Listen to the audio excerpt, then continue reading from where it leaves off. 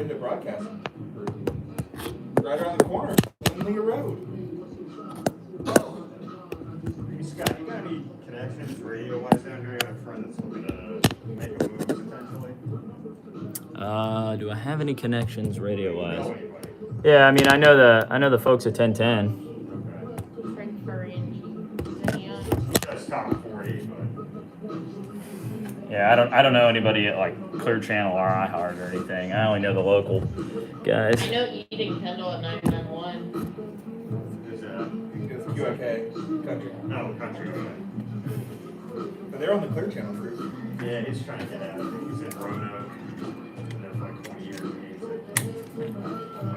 I don't know anybody, but They found Roanoke? they did. Isn't that like the lost civilization or something?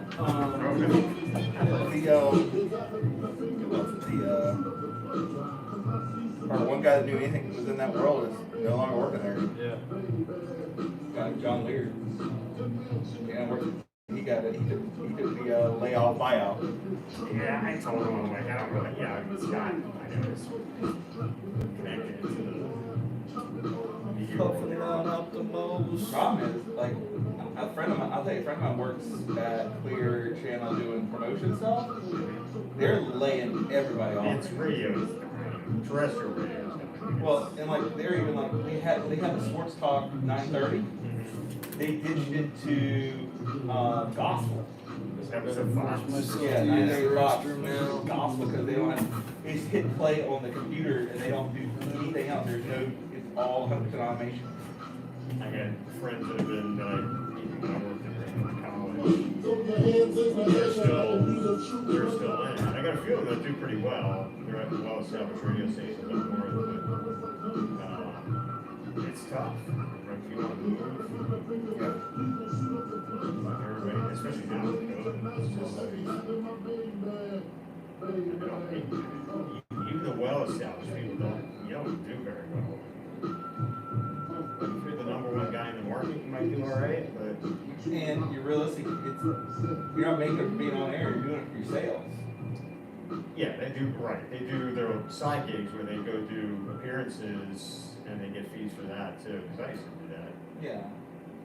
But even just that, though, it's like, I know, like, some of the guys I know at 1010, they don't make a ton of money for being on the radio at 1010. It's all the ads they can sell. They have a radio show to be able to sell ads. Right. Not, we have a radio show that happens to sell ads. We sell ads and put them on a radio show. So they act as salespeople too, as far as like when they're off the air, they go and work in the sales office. No, they, my understanding, Manzi may know even a little better, but my understanding is that it's kind of a keep what you kill over there. Gotcha. So, like, Joe Coward's a buddy, he and I are many years apart, but went to the same high school. And, like, he's reached out to me and goes, hey, do I know anybody who can sell some ad space to on his show? Oh, okay. Because I think there's so much that the station sells overall, Right. but most of the time it's the radio hosts that are selling the space on their show. Gotcha. It's selling all their stuff. I mean, not to say that it hasn't been that way in the past, but we do have like a sales staff that work in the back office, marketing, all that. Yeah, the 1010 staff is outside of the producers and the. They're listening. The stream is playing everything y'all are saying. Really? It's not needed. It's playing everything y'all So we can even hear you. How many people are on the stream right now? 3. Alright. Good evening, ladies and gentlemen, and welcome to JU Baseball.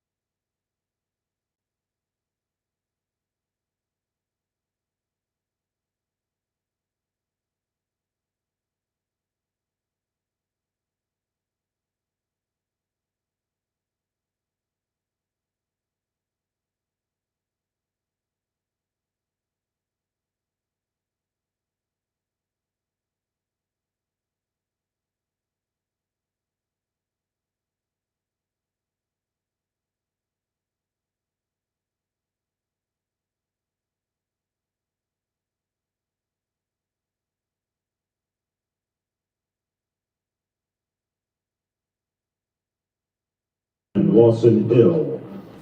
Batting third, the first baseman, number 9, John Dempsey. Batting fourth, the center fielder, number 2, Colin Davis. Batting fifth, the right fielder, number 30, Nolan Hester. Batting sixth, the left fielder, number 49, Zeb Roos. Batting seventh, the third baseman, number 8, Jack Renwick. Batting eighth, the catcher, number 44, Cameron Gill. And batting ninth, the shortstop, number 1, Matty Brown.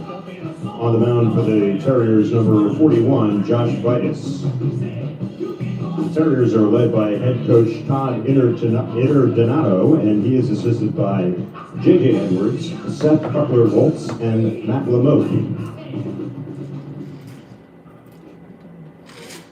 And now the starting lineups for your Jacksonville Dolphins. Leading off, the center fielder, number 4, Ruben Samayan. Batting second, the catcher, number 18, Corey Heffron. Batting third, the first baseman, number 26, Tommy Joseph. Batting fourth, the right fielder, number 24, Duncan Hunter. Batting fifth, the shortstop, number 2, Dakota Jalila. Batting sixth, the left fielder, number 10, Elias Flowers. Batting seventh, the designated hitter, number 19, Trace Burchard. Batting eighth, the third baseman, number 17, Jackson Grabsky. And batting ninth, the second baseman, number 22, Jesus Pacheco. On the mound for the Dolphins tonight is number 9, Mike Casala. The Dolphins are led by head coach Chris Hayes. He's assisted by Jerry Edwards, Brad Wilkerson, Brandon Bednar, Director of Baseball Operations Chris Rodriguez, and Athletic Trainer Bo Owens.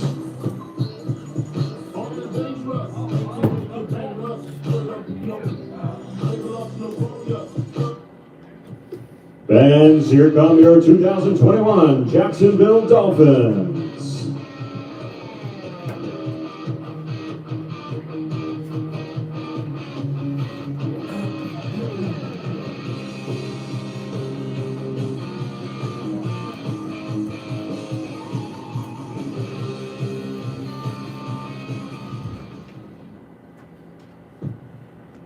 Ladies and gentlemen, please rise and remove your hats as we honor America with the playing of our national anthem.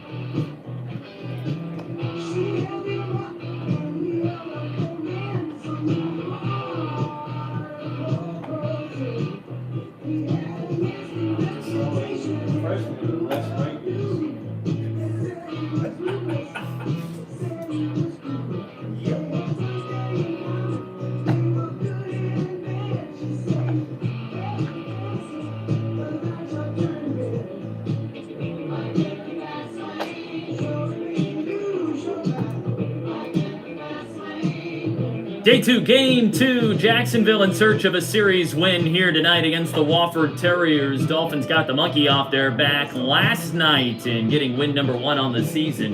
An 8-2 victory over Wofford on Friday night, a game that Jacksonville took the lead in the third and continued to add to it throughout. And we're able to finally finish one off, and hopefully we'll see this group playing with a new sense of looseness. And I think it's impressive to see the way that they handled things yesterday, in the fact that that wasn't kind of a stumble to a victory, that wasn't a sneak one out type deal. No, that was decisive, and Jacksonville played pretty well. Not perfect, still room for improvement, but really played well in earning the W yesterday, and now go for a series win for the first time this year and send Michael Casala out to the mound for the third time this season to make the start. The redshirt senior, just down the road, a Bartram Trail product from North St. Johns County, and he makes his third start of the season. He has thrown 9 1/3 innings thus far, allowing 6 hits, 5 runs, and struck out 8, walked 5. Second baseman number 7, Trey Leading Younger. things off, Trey Younger, to be followed by Lawson Hill and John Dempsey to start things for Wofford here this evening. This Wofford lineup, they got hits but weren't able to turn those into runs throughout the course of last night's game. Jacksonville's pitching doing a nice job of keeping them largely in check. I should say pitching and defense. First pitch from Casala, fastball at the knees for a strike, and we're underway at 6:04 p.m., and we are hovering near 50 degrees, feels colder on a raw evening here in early March in Jacksonville. Windy, it's been raining throughout the day. The 0-1 is a fastball outside to even the count. Of course, there were questions as to whether or not this game would be played last night into today, the way the weather has gone throughout. Shoot past like 10 minutes. Tarp was on the field. It was pulled a couple of hours ago, and here we are. 1-1. Fastball again at the bottom of the zone, called strike 2 to Younger. Younger starting at second base today after he DH'd a night ago and went 2 for 4 at the top of the order. Rests the bat on his right shoulder, the 1-2 from Casala. And he goes with another heater, and this one misses a little bit high.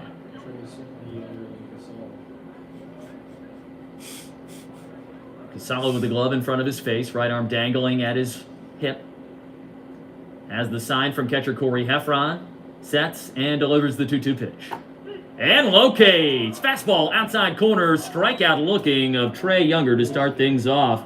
And that's a nice way to begin things if you're Mike Casala and Jacksonville. Defensively tonight, the Dolphins go the same as we saw last night. It is Flowers in left, Samayan in center. Duncan Hunter makes his second straight start in right field. Jackson Grabsky at third. Dakota Jalila at short. Jesus Pacheco at the keystone, with Tommy Joseph making his third straight start over at first.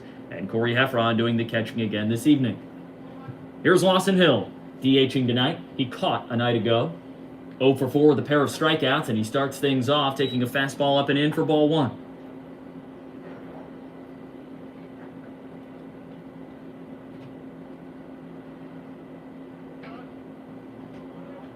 Hill enters tonight's game batting a robust .395, and this is 11th start of the season. Fastball high, now 2-0. Leads the team with 15 hits this season in his 38 at-bats, 8 of them doubles, and has driven in 10.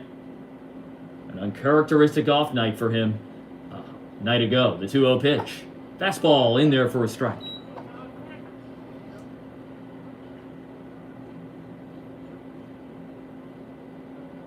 Tyler Santana last night set the tone for Jacksonville on how things would go throughout the course of the evening. A strong start, and it carried over to other facets of the ballgame. The 2-1. And a breaking ball for the first time from Casala goes to the slider and locates at the top of the zone to even the count at 2.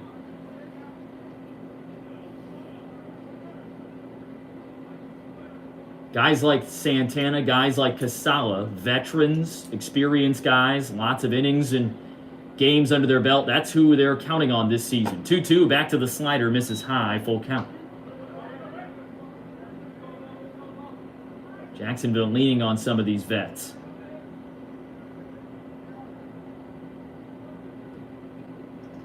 Full count on Hill, 1 out, bases empty, top of the first inning, scoreless ball game. Casala sets and delivers the payoff pitch. Fastball at the knee, strike 3 called. Hill thought it was low. He was headed to first, and he's asking for a little clarification from Terrell Poole behind the plate tonight. That is back-to-back strikeouts looking for Mike Casala to begin. 2 gone, nobody on, and John Dempsey, the left-handed swinging first baseman, climbs in. Dempsey last night 0 for 4 with a strikeout, and he has struggled a little bit here in the early part of this game, or this season, I should say. Excuse me. Fastball down and outside to start things off 1-0. Struggled a little bit in the early part of the season, just 7 for his first 37. This is the 11th start of the season.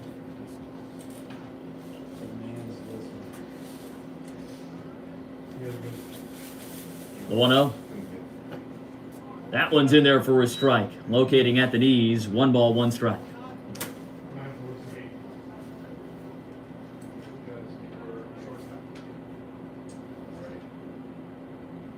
Casala has struck out the first 2 men he has faced here to start this ball game. A 1-1. Tipped in and out of the mitt of Heffron. Now strike 2. Casala looking for what would be a tremendous start to this ball game if he can strike out the side here in the first. Asking for a fresh baseball. And he receives it from his battery mate, Corey Heffron. Dolphins in the green tops here tonight, white pants. Wofford countering in the black tops, gray pants on the road, black lids. The lefty Dempsey back in there. The 1-2. It is ripped foul to the right side and off of the protective fencing over near the what is traditionally a fenced-off patio area, pavilion area, where Jacksonville entertains guests, and there are events and things like that held over there, but not this year, unfortunately, due to COVID protocols trying to reduce those types of things. 1-2 again, and another foul ball off the hand straight back. We didn't play that. This one. But yeah, we're good. Yeah, I meant. I was gonna text you just to remember that, and then I was like, what are we? Wind has been blustery here throughout the course of the day, sometimes harder, sometimes softer. Doesn't seem to play to benefit the pitchers here, at least in the early going. It died down yesterday after the sun went down. See if it does the same again today. Another 1-2 pitch, and it is fisted down the right field line. This could be trouble. It falls in for a hit. Pacheco up with it, holding up at first Dempsey. That's a jam shot, a broken bat if we were playing in the majors, one that Dempsey probably felt all the way down to his toes when he made contact. But he muscled just enough of it to get it over the head of Tommy Joseph down the right field line. And you know what? That's the type of hit that you get when you're in a slump that potentially breaks you out of one. And that continues this first inning. A nice at-bat from John Dempsey, who fouled off a couple after falling behind 1 and 2 before truly finding a way to get one done. Here's Colin Davis, the center fielder. 1 for 4 last night with a strikeout. All but one starter in the Wofford lineup struck out last night. First pitch is a fastball on the outside corner for a strike. Jacksonville's pitching dominant in that regard. 10 strikeouts for Tyler Santana. Jagger McCoy tacked on 4 more in his 2 innings of relief to close things out.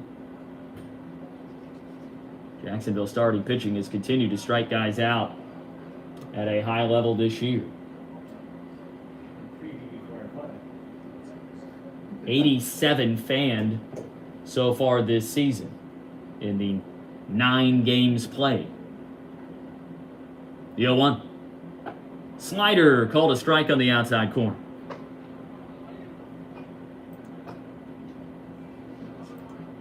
Casala already back onto the first base side of the rubber, glove tucked up under his chin, awaiting Davis to climb back into the box. Davis readjusting the batting gloves, wiping his mouth on his left sleeve, taking a long gander at that bat in his hand before climbing back in with a slightly open stance. Dempsey takes his lead at first base. The 0-2 pitch with 2 outs is a fastball up high, and Davis lays off.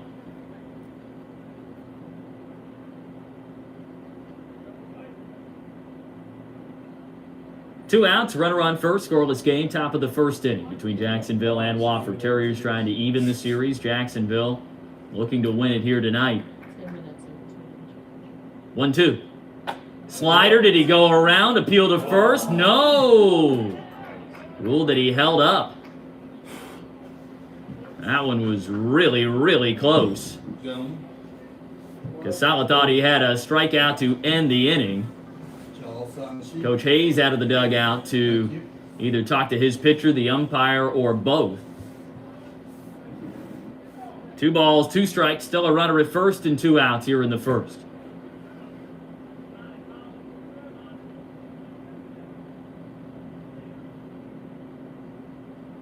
Casala turns, throws over to first. Snap tag by Tommy Joseph. Back in safely Dempsey. Dempsey, the least likely candidate out of this Wofford lineup of lots of likely candidates to swipe a bag. He is 0 for 1 so far this season. Takes a pretty good lead down there at first. 2-2. Slider, strike 3 called, and Casala beating his chest a little as he walks back to the home dugout. He strikes out the 3 men. He retires there in the first, all looking, and strands a man at first. We enter the home half. Jacksonville bringing the top of the order. Ruben Samai, Corey Heffron, and Tommy Joseph up for first wraps when we return. And much more. Sign up online in the fan zone of JUDolphins.com and follow at Duncan Dolphin on Twitter. Duncan Kids Club. Join today.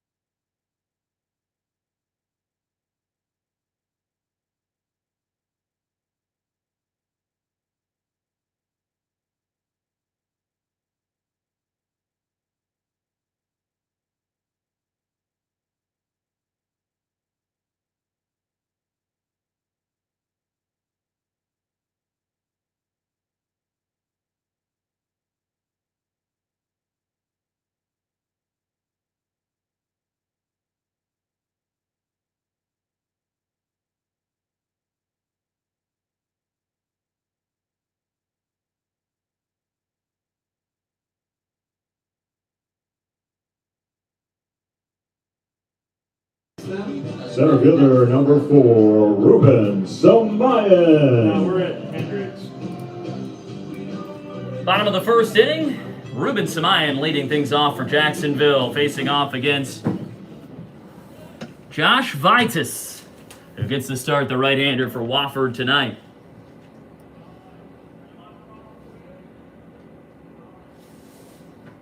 Samayan, the lefty bat, climbs into the box. First pitch he sees is in there for a strike from Vitus.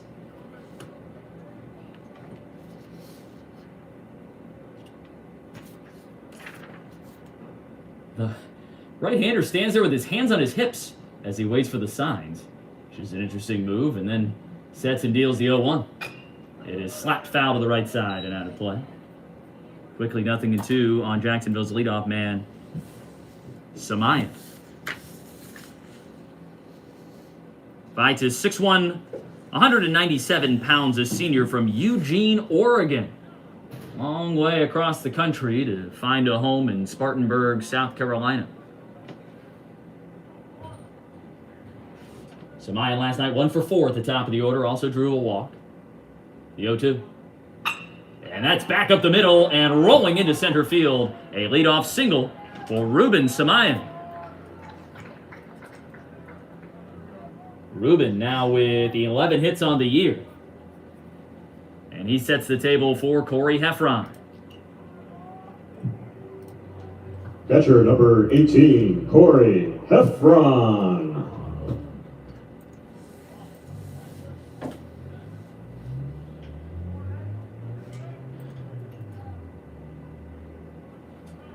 Samayan, who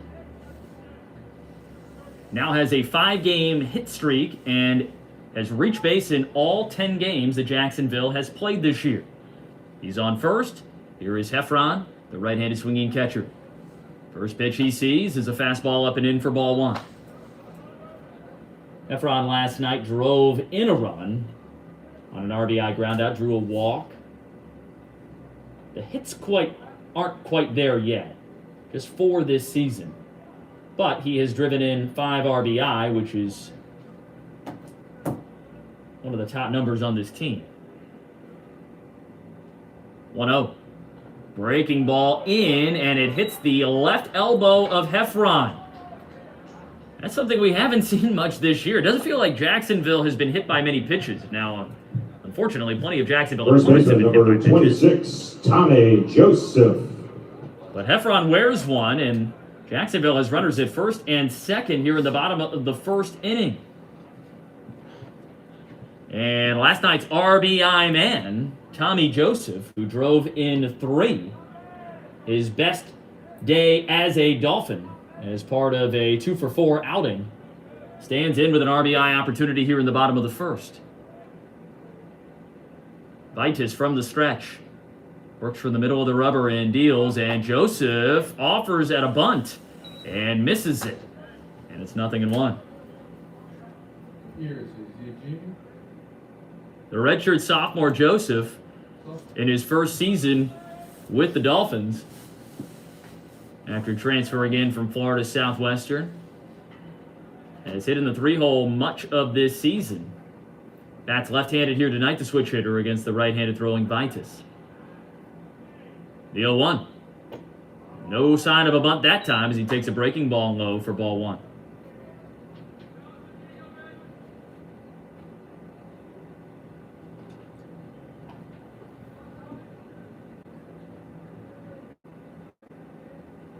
Joseph is matched with Heffron with 5 RBI each, leading Jacksonville this season.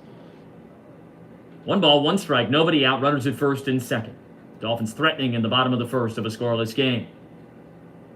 Vitus, a look back to second, and now he spins off the rubber, and Samayan retreats back to the bag without a throw. Vitus, making his 3rd start of the season, has thrown 10 2/3 innings thus far. He has now allowed 15 hits on the season, 9 runs, 7 earned, struck out 11, walked 2. That was the first batter he has hit this year. 1-1. Big looping breaking ball that stays up and out. 2-1 in favor of Joseph. We'll see if he can get something he can handle here. Last night he swung right-handed all night long against nothing but left-handed pitchers. And inside-outed every ball he put into play. Every single one of them went right into that right center field gap. And productive a couple of times. The last time he was being shaded that way, and Davis was able to run it down. The 2-1. Fastball off the end of the bat toward the hole at shortstop. It is backhanded by Brown, but he has no play. He went diving to his right, had to go a long way to get there. And an infield single for Tommy Joseph loads the bases. Right fielder And now number Duncan 24, Hunter coming to the plate. Duncan Hunter. Duncan Hunter with the bases loaded and nobody out. And the biggest thing here is just don't try to do too much. Don't need a grand slam. Don't need the big time play. Just put the ball in play.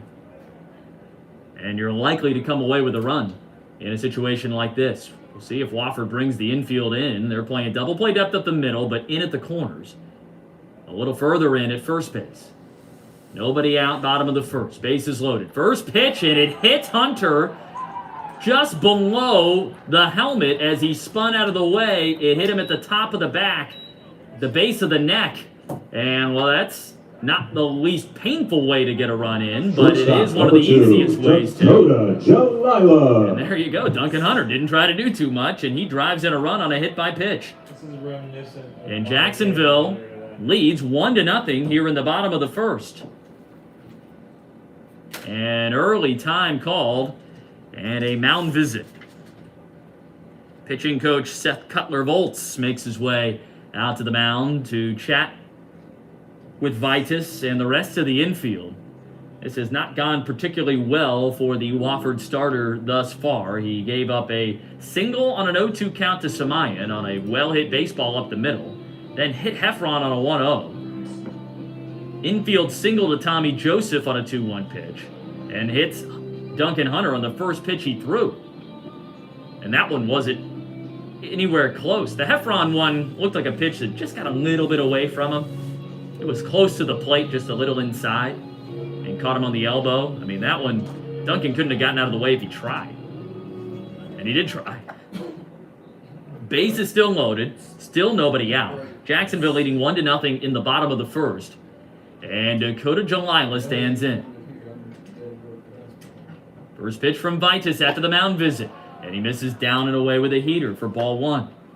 Jalila had one of his best nights at the plate of the season last night. Drew a walk, delivered a bases clearing triple in the fourth inning.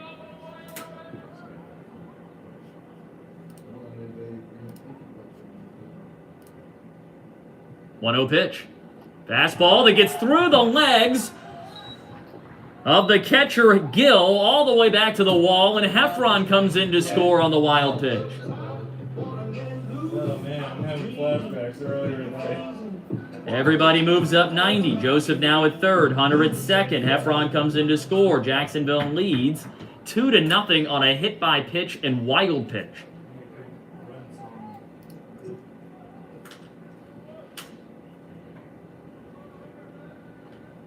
Jalila ahead in the count 2-0. Vitus desperately trying to settle down. 2-0.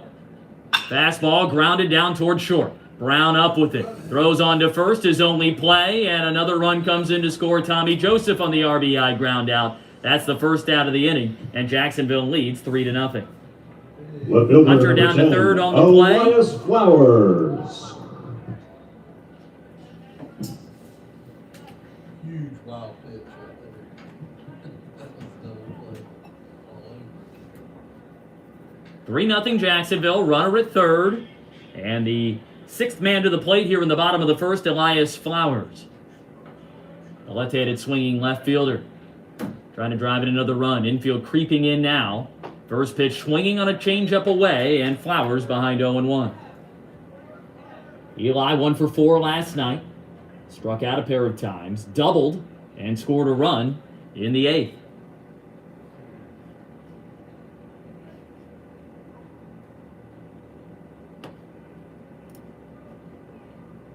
Oh, 1. Well inside with a heater to even the count at 1 apiece.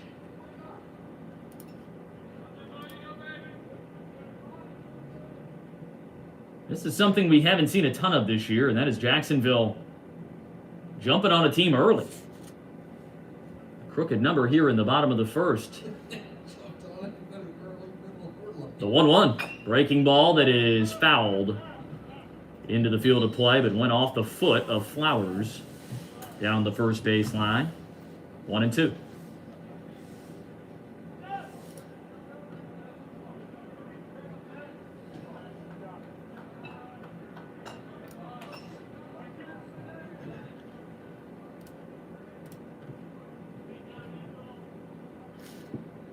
Flowers averaged down to 269 after a little bit of trouble the last few outings. Still one of the tops on the team. He has 7 hits and 2 of them doubles. Has driven in 3, trying to put another one out there. 1-2 pitch. And a high fly ball out to shallow center field. Davis in on it. Will it be deep enough to score Hunter? He makes the catch. The throw. Hunter a couple of steps down the line. And puts on the brakes on a high throw that Gill elevated and snagged. Man, oh man. Wofford's playing a doubleheader in basketball Designated today. hitter number 19, Trace Hey, Burchard. man, need to take a look at Gill. He's got some elevation behind the plate. I thought that ball was headed for the seats out of the hand of Davis. It was sailing on him. There's a picture there, Jason? 2 outs. Picture back there? Still a runner at third base. He was there. And Trace Burchard, the DH for the second day in a row, climbs in. The right-handed swinging freshman from LaBelle, Florida. First pitch from Vitus. Fastball down and outside for ball 1.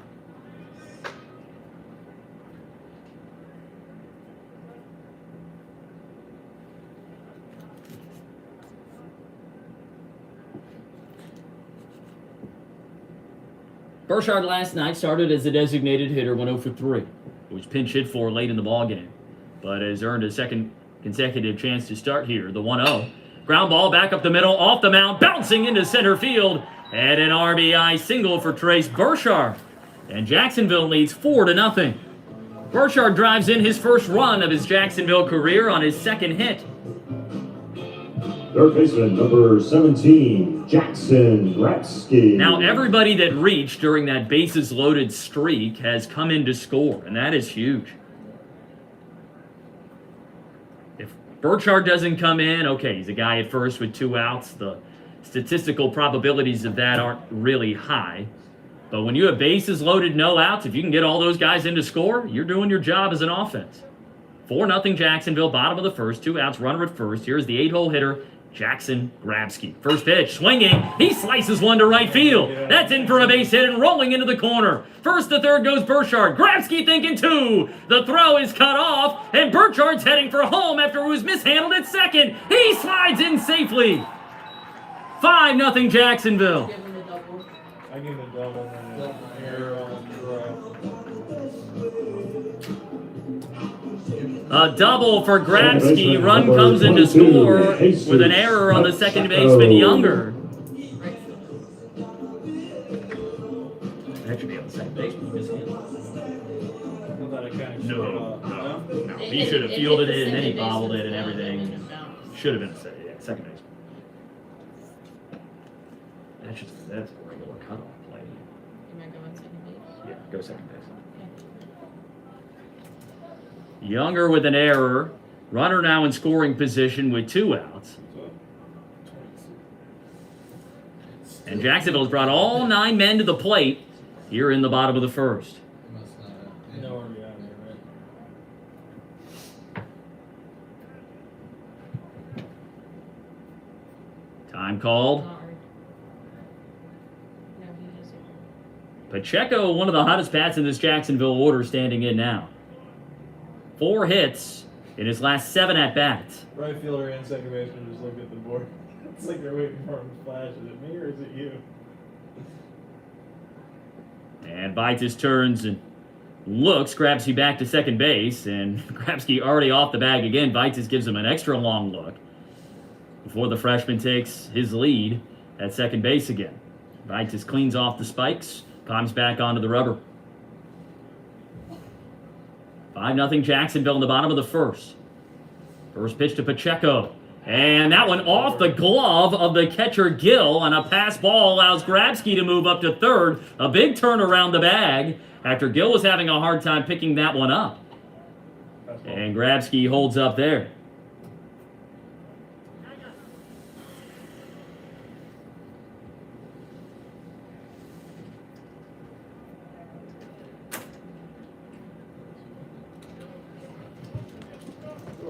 Another run just 90 feet away.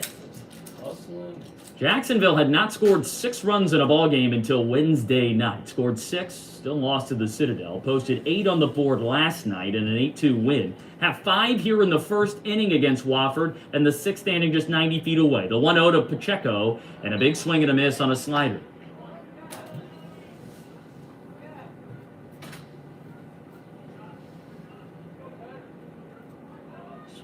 It's what they call one of those nightmare innings. Wofford sitting there stunned at what has taken place here in this bottom of the first. Everything that could go wrong has gone wrong. The 1-1 pitch is well outside. And Pacheco ahead in the count 2-1. I scored 5 runs in the first inning today, too. Hey, 2 batters have been hit, Before they Yeah. an error in the inning, an infield single, 12 against Florida State here. a wild pitch, a passed ball. I mean, if you're playing baseball bingo, you've almost filled your card already, and we're only in the bottom of the first. Foul ball knocked out a play to the right side, and it's 2-2. Fans, as a reminder, per our COVID safety protocols, we ask that you do not retrieve any of the game balls that leave the playing field throughout the game. One of the few things we haven't seen tonight, we haven't seen we've only seen one extra base hit, a double. We haven't seen a triple or a homer yet. Now we're a catcher's interference or something away from really completing a seen-it-all inning. 2-2 pitch to Pacheco, and he fights one off the hands, a foul ball down the third baseline.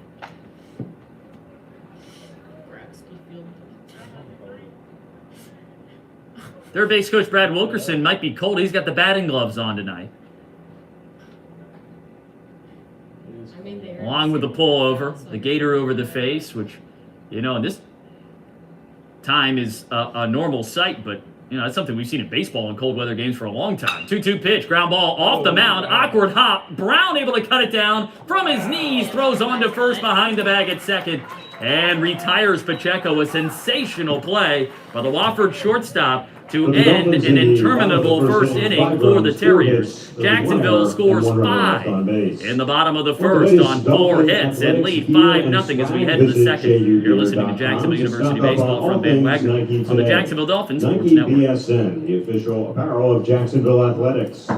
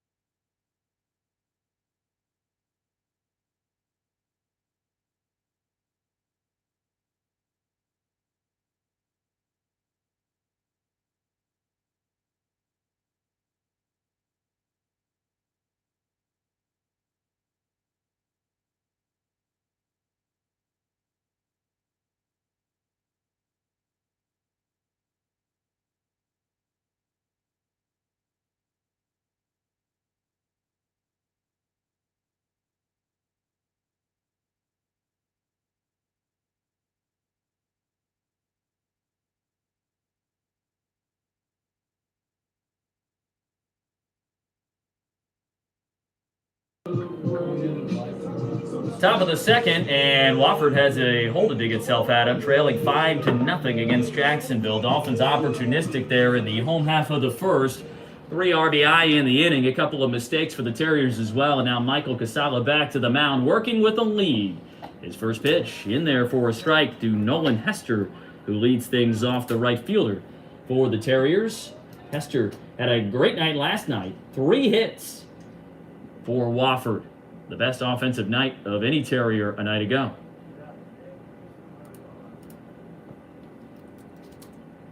The 0-1 pitch tries to locate on the outside corner and just misses away.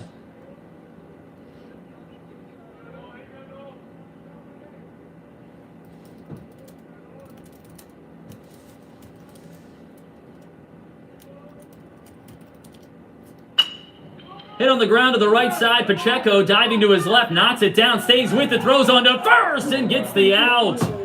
The freshman able to keep his wits about him as he went ranging way to his left. Laid out, took one off the chest to knock it down, and then picked up that baseball, rocketed it onto Tommy Joseph at first, and gets the out.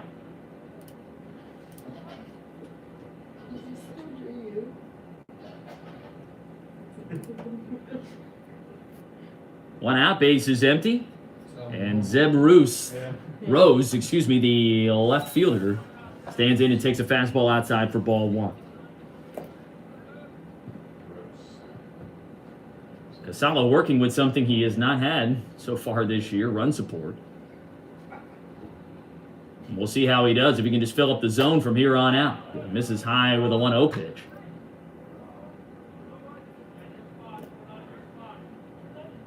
Casala, an emotional pitcher. Rides the highs, sometimes takes the lows a little too far, but he's a guy who has seen a lot and been through a lot as a fastball misses up and in. And the reason why I bring that up is because a couple of these pitches have been close and he hasn't gotten the call that I think he wants to see.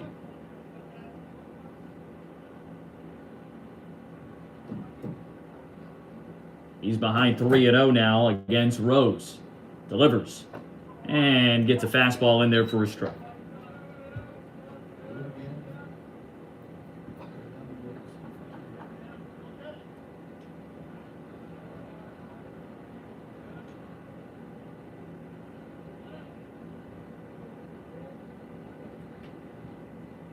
(3-1). And Casala paints the outside corner to load it up.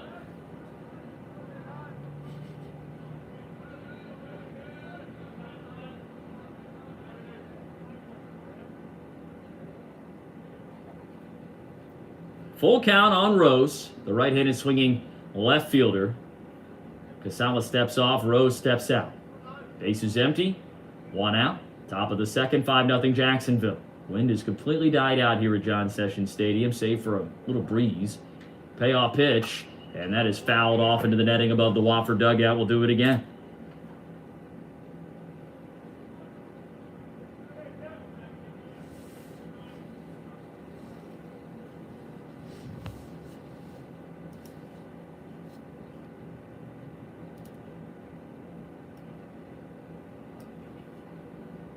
Casala with the glove up in front of his face, kicks and fires, and a bouncing ball down to second. Off 3 hops, Pacheco up with it, tosses softly on to first, and retires Rose for out number 2. Both of them going down 4-3 in your book, and here comes Jack Renwick. Third baseman number 8, Jack Renwick.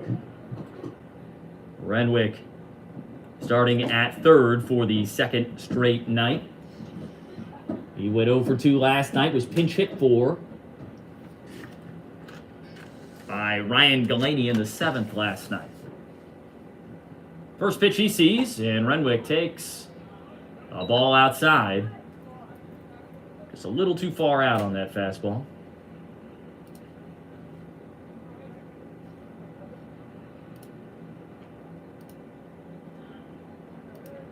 One 1-0 pitch. Tries it again. This time locates perfectly on the outside corner.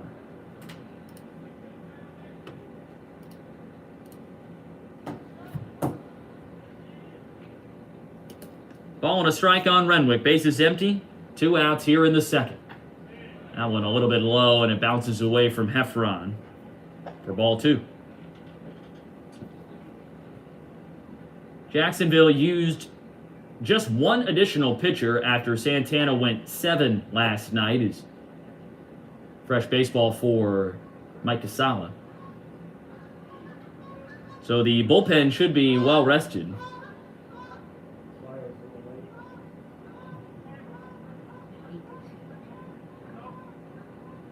Jagger McCoy, the only one unavailable here this evening. The 2-1 pitch. Down and outside.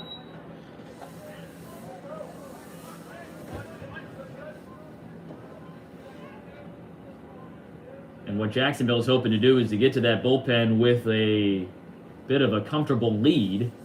Allow those guys to build that confidence back up. The 3-1 in there for a strike.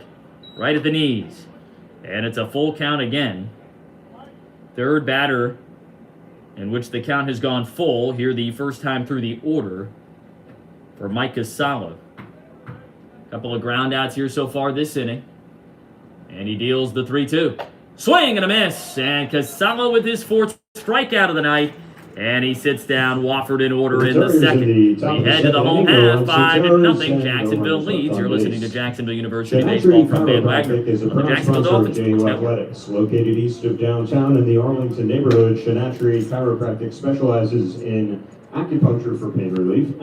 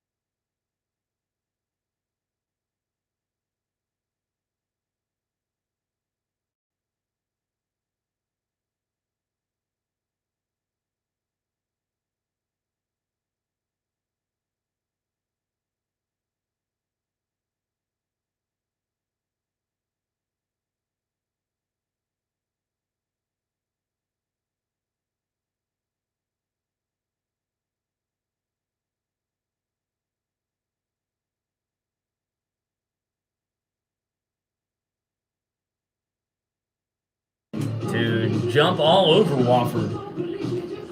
RBIs for Center Duncan fielder Hunter, number Dakota 4, Jalila, and Ruben Trace Borchardt in the Samayan. first. And a couple of fortuitous bounces as well for Jacksonville. Josh Vitus looking for a smoother second inning as he faces the top of the order for the second time already here tonight. It's Ruben Samayan who singled to get it all started an inning ago. First pitch he sees for the right-hander Vitus is a breaking ball for a strike on the outside edge to the left-handed swinging Samayan.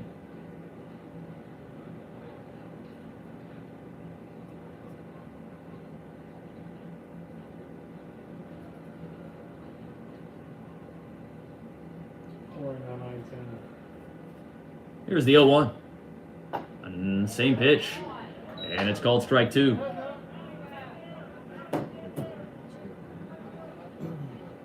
Ruben is a guy who has made a living in his Jacksonville career going the other way. A huge hole through shortstop right now. And if you're Ruben Samayan, you got to be sitting there saying, feed me something else on the outside part of the plate. I'll feast by sending it through there all day long. 0-2. And he swings and misses it. A pitch down and away.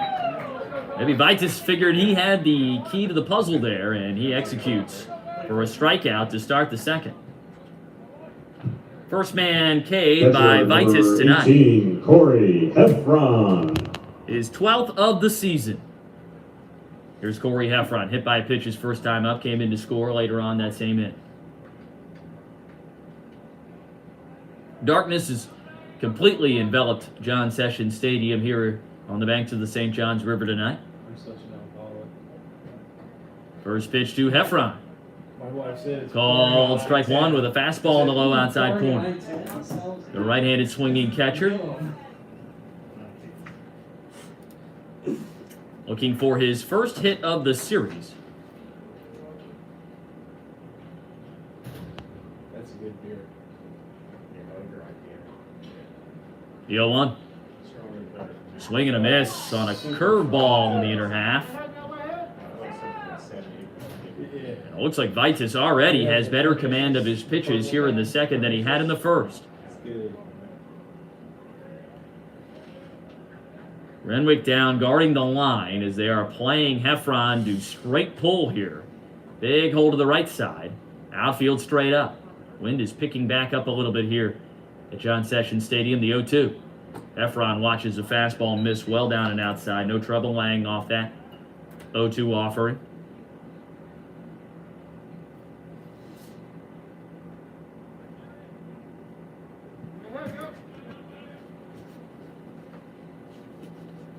Vitus taking a little extra time here to play around with the baseball before fitting his glove back onto his left hand and climbing back onto the rubber. He sets and fires the 1-2.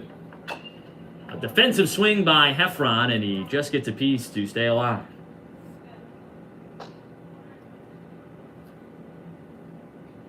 Wofford has had an interesting schedule thus far this season. Playing 2 at Gardner-Webb to open up before then returning home for 1 against Gardner-Webb. And traveled to Presbyterian, an in-state foe, and then hosted Xavier for a 4-game series last weekend before traveling to UNC Asheville in the midweek, and now 3 here in Jacksonville before going back home to play Presbyterian for a second time, this time at home. Ground ball slapped down to shortstop. Brown waiting on it. Fields throws and retires Heffron by 2 steps for out number 2. First baseman number 26, Tommy Joseph. 2 gone, nobody on, and here is Tommy Joseph, 1 for 1 tonight with a single. Joseph with 3 hits in 5 at-bats this weekend. And maybe starting to piece it together here for Jacksonville. Averages climbed up to 241. He has 7 hits now this year. First pitch he sees, left-handed swinging Joseph with a bouncing ball to first base. Dempsey takes it himself and beats Joseph there by a step for out number 3. So after all 9 men come to the plate in the first, the minimum faced by Vitus in the second. 5-0 Jacksonville through 2. You're listening to Jacksonville University Baseball from Van Wagner on the Jacksonville Dolphins Sports Network. Sign up for our JU Baseball Youth Summer Camps, where your child will receive instruction from our very own coaches and players. More information can be found on college baseball.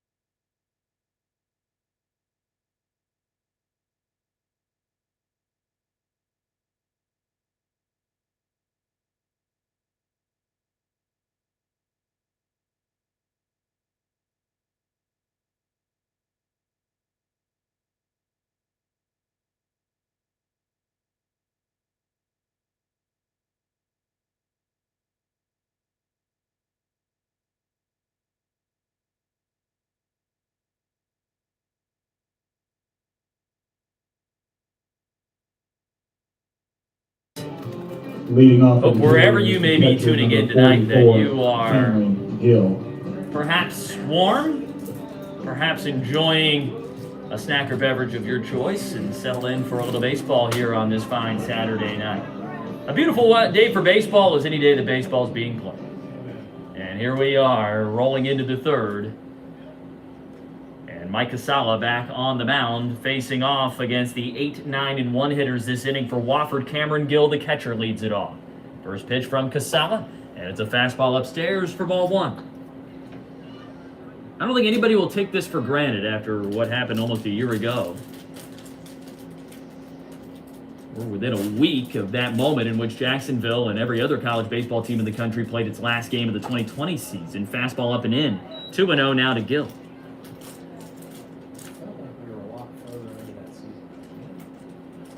Gill did not play last night. Back to starting behind the dish tonight, making his 5th start of the season. He's batting .400, 4 for 10, the 2-0. And he loops one foul to the right side. That was March 11th of last year. Jacksonville hosted Yale, and what a weird situation that was, in which, if folks remember, the Ivy League had announced that it had shut down all spring sports effective immediately that day. March 11th, that Wednesday, the 2-1. Hit on the ground right at the second baseman, Pacheco. He scoops and tosses, and there is out number 1 here in the third. Brings up Matty Brown for the first time tonight. The switch hitting shortstop went 1 for 4 last night with a run scored and a strikeout. Shortstop number 1, Matty Brown. He'll swing it. Left-handed here against the right-handed throwing Mike Casala. His lone hit last night came when he batted right-handed against the lefty-throwing Jagger McCoy, for what it's worth. Casala sets. He's got his sign, and he comes home with his first pitch to Brown, and that's a fastball a little low for ball 1. We here at JU hosting that game, we were wondering, like, what's the deal? The Ivy League said they're not playing sports anymore, or like, are we playing this game tonight? And it went ahead and happened. 1-0 pitch. Called strike 1 on the outside corner. And of course, it oddly enough gave Yale a little bit of closure. They were able to go in, say this is our last game. A bunch of seniors got in. They were able to kind of have an impromptu little senior night ceremony after the game. 1-1 pitch. Hit on the ground down to short. And it's Jalila up with it. Pats a couple of times. Rockets on to first and throws out Brown, his shortstop mate, for out number 2. Back to the top of the order and Trey Younger. Second baseman number 7, Trey Younger. As a drizzle starts to fall here at John Sessions Stadium. Younger tonight, 0 for 1 with a strikeout looking. Jacksonville, I remember walking down to the field and I said to Coach Hayes after the game, I said, man, that really sucks for those guys. Like, season's over.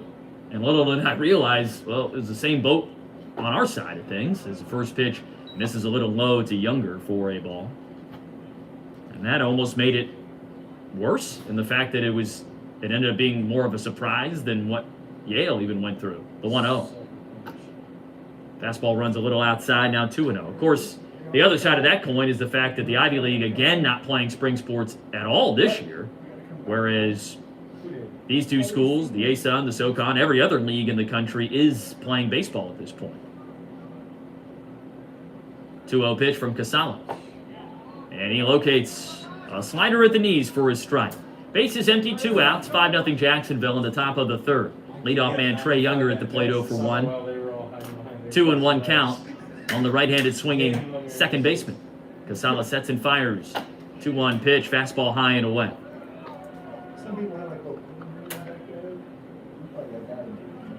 A guy like Mike Casala, he was the dude that he was just excited. He was finally back out there after a year and a half of rehab after his Tommy John, and then makes just a handful of appearances before the season ends. 3-1 pitch, strike 2 call. Younger had already tossed the bat and was taking off the elbow guard at a pitch that, there's been some close ones called tonight by Toro Poole behind the plate that I've wondered about, but that was one of the more obvious strike calls, I think. That one was right there. Full count on Younger. Base is empty, 2 outs. The payoff pitch. And it's well down and outside that time. And the first man walked tonight by Mike Casala gives the Terriers a 2-out base runner for the second time this evening.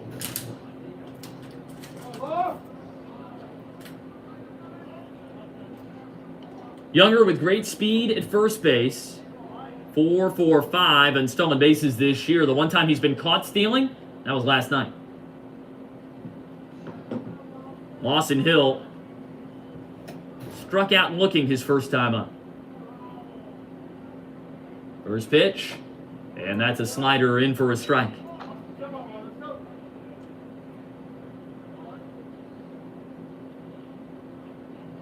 Casala from the stretch for just the second time this evening after he gave up a bloop single down the first base line in the first. He got the final out on a strikeout looking of the inning and a soft toss over to first. Younger diving back in the clay into first base. And Casala just flicked his wrist to send that floating over to Tommy Joseph at first base. Trying to keep Younger close. Jacksonville with a 5-0 lead here in the third. Quicker throw this time, and the snap tag not in time. Casala almost looked like he was setting up that move. The first time he did the little soft toss, and then the quick turn and fire to try and catch him maybe a little flat-footed over there at first. The 0-1. Breaking ball, knocked down on the ground to second base. Pacheco goes the short way to second to force out Younger for the third out of the inning. For the Terriers in the top of the third inning. That does it. Wofford with another base runner in the third, but nothing more. We head to the home half, 5-0 Jacksonville on top. Dolphins bringing Hunter, Jalila, and Flowers to the plate when we return. You're listening to Jacksonville University Baseball from Van Wagner and the Jacksonville Dolphins Sports Network. Yes.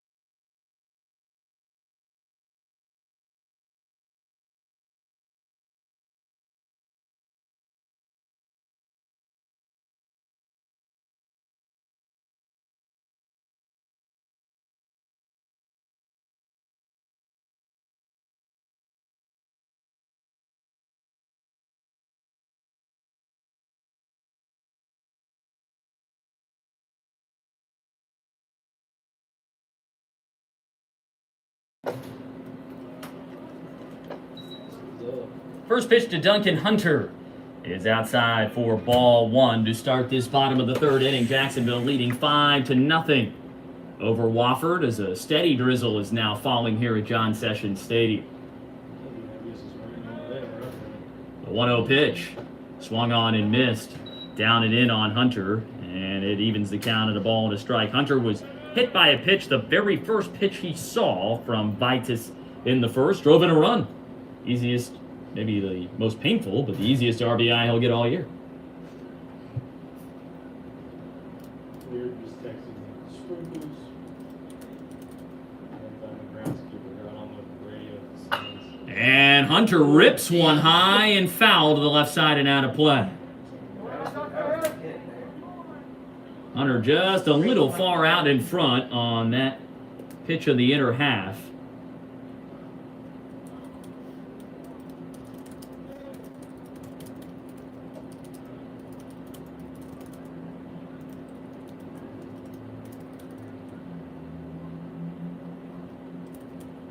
Here's the 1-2. It's fouled off again by Hunter. He just got a piece of that one.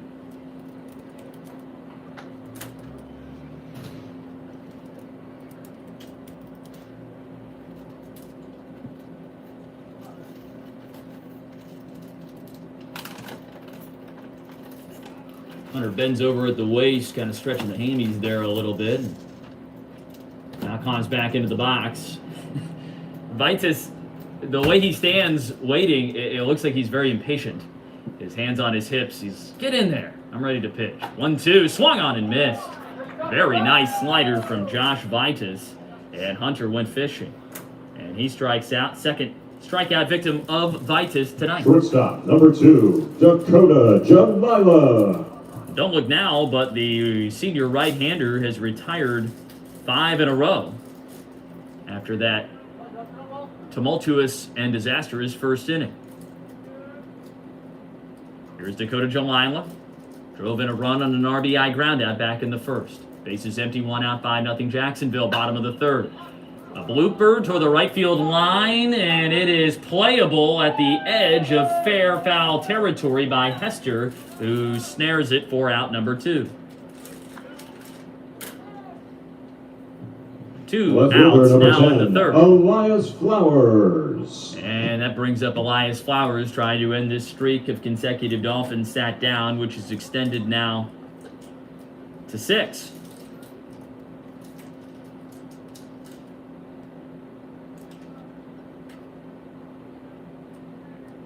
Flowers tonight 0 for 1. Flew out to center field his first time up.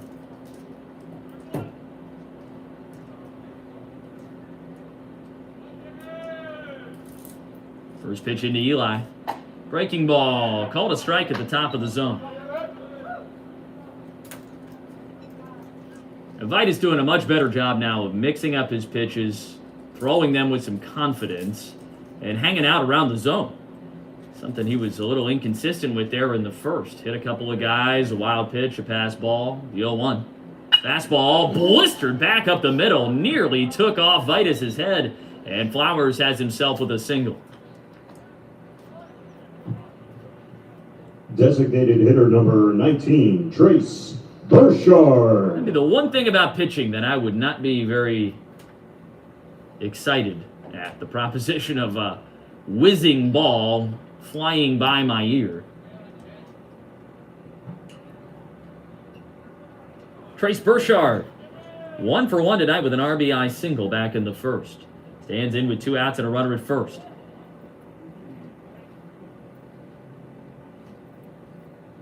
Elias Flowers just picked up his 8th hit of the year.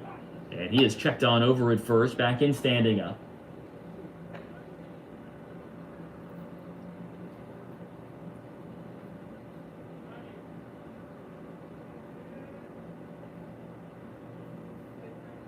Rain still falling lightly here as we work in the bottom of the third inning. 5-0 Jacksonville lead. First pitch into Burchard. A big swing and a miss on a breaking ball for strike number 1.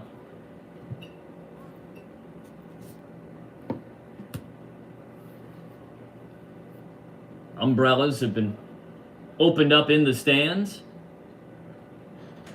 to go with the coats and the gloves on this chilly and now very damp Saturday evening.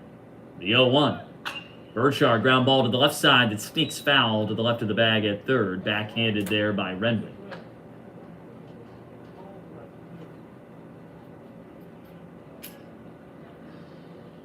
Nothing in 2 on Burchard. 2 outs, runner at first. Speaking to parents of a Wofford player before the game, they said, man, we got so excited. We saw Florida in March. Good chance it'll be warm and nice. And well, they haven't really gotten that today. Burchard, it takes a breaking ball and hammers it out to deep right center field on the run. And Hester makes the catch in the warning track for out number 3. Had to go a long way to get there. And robs Burchard of extra bases. And ends the inning stranding a man at first. We're through 3. Here at John Sessions Stadium. 5-0 Jacksonville leads. You're listening to Jacksonville University Baseball from Ben Wagner. The Jacksonville Dolphins.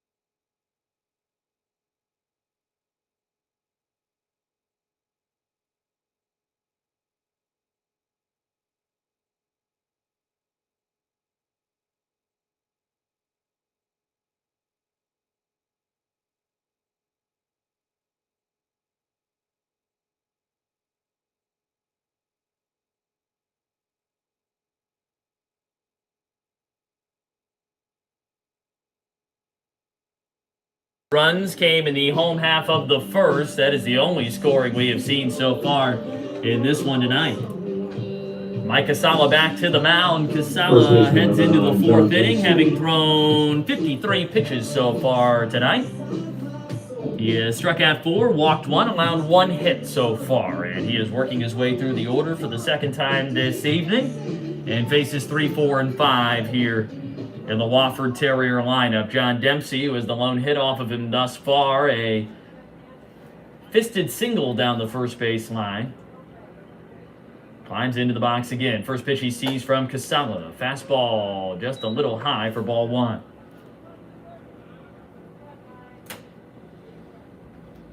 Dempsey now over the Mendoza line with that last hit, hitting .211 on the season. Still very early in the campaign, the 1-0. Changeup called strike on the outside corner.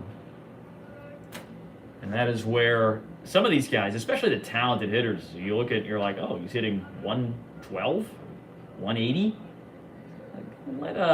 Give it a moment here to sort itself out. 1-1 pitch. That is hit softly to the left side. Grabsky charging in at third. Throws from the edge of the infield grass onto first in time to get Dempsey for out number 1. Dempsey even surprised himself, I think, a little bit in hitting that ball. Again in on the hands. This time he goes the other way with it. It was a slow bouncer to the left side, and he got a late break out of the box, which probably helped Grabsky a little bit there and turned that play much more routine. Colin Davis, so for 1 tonight with a strikeout looking. Nobody on for Wofford in the top of the 4th inning. They trail Jacksonville 5-0.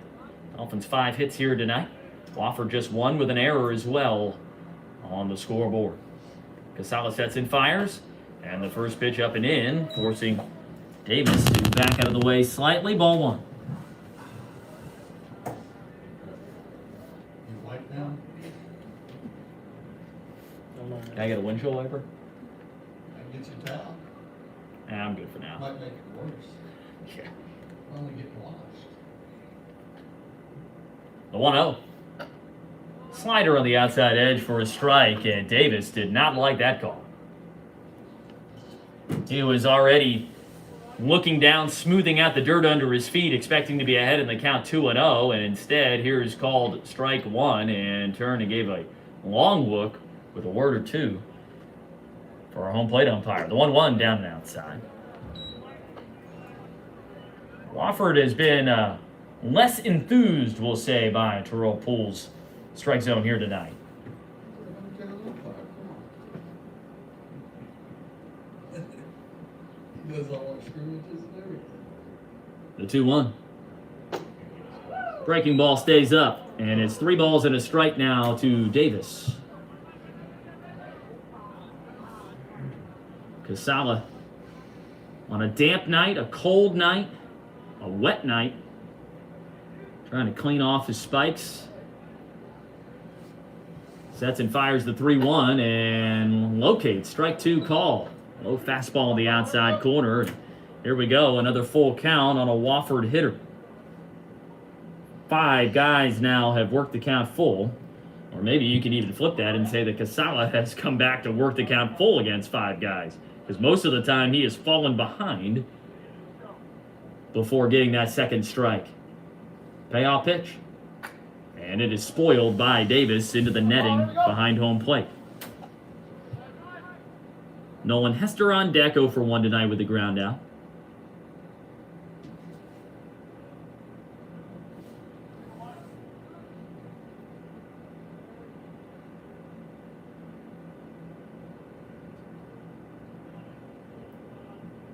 Another 3-2. And that is belted out to center field, but it is dying, and it falls in front of Samayan for a base hit. That one didn't hit the sweet spot of the bat for Davis, a little closer to the end of the bat, and because of it, it ended up sinking quickly down into center field, and Samayan, who was playing deep, was not able to get there in time. Davis has his first hit of the night, his second of the weekend, and gives Wofford a base runner with less than 2 outs for the first time this evening. One out, runner on first, and Nolan Hester, with Jacksonville leading 5-0 in the top of the 4th. Hester has the signs, the left-handed swinging right fielder in. First pitch. Fastball called a strike of the letters.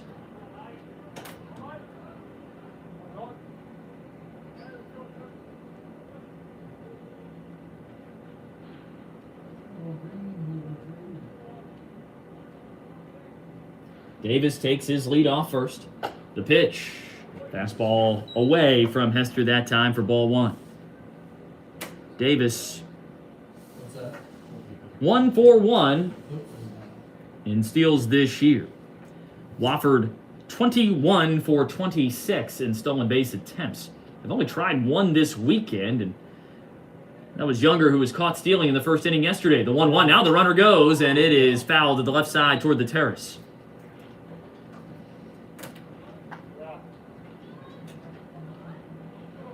Casala ahead 1-2 on Hester, trying to put him away. It has been a steady diet of strikeouts and ground balls for Mike Casala to this point that he has found success on. The only 2 balls hit in the air have turned into hits. I don't think so. 1-2, runner goes again, and another foul ball hit in the exact same spot, this time with a little more pace. Shirts and sweatshirts and tennis shoes and stuff like that.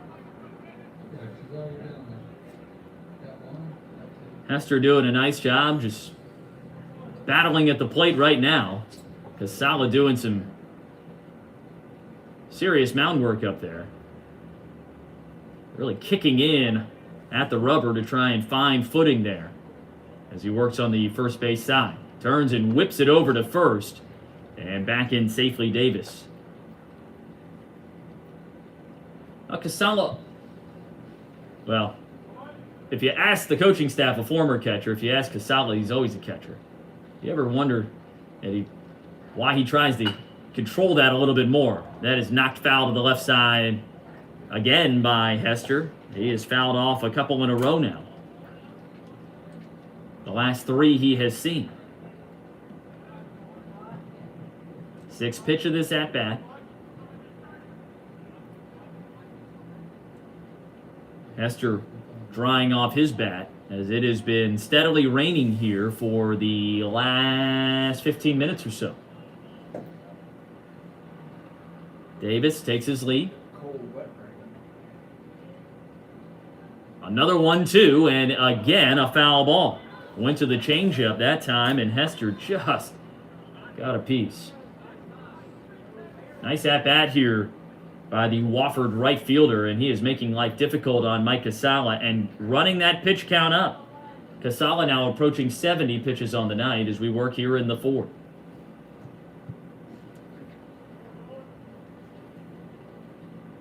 Another throw over to first, another tag by Joseph, not in time. Nobody down to the Jacksonville bullpen yet. It's still a little early for that, but you figure for Casala, at-bats like this may shorten that outing by a little bit. Runner goes again. A check swing. He went around the throw down to second. Now swipe tag by Jalila. Got the foot of Davis, but not before he had reached second base. Boy, that would have been a sensational strike him out, throw him out.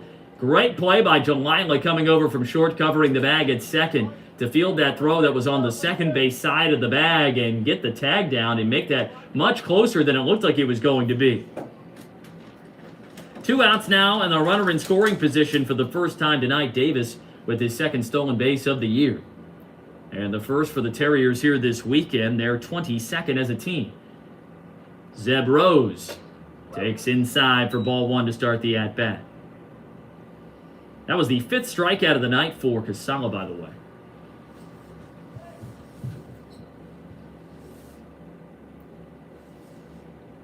He now has 13 this season.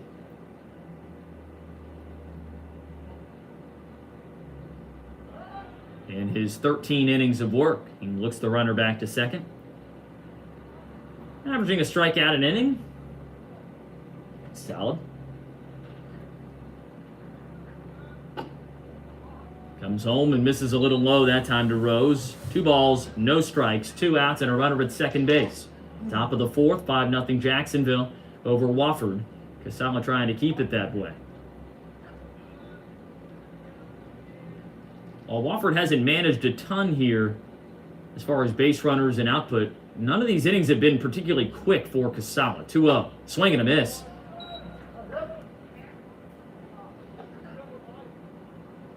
Looked like he pulled the slider on him that time.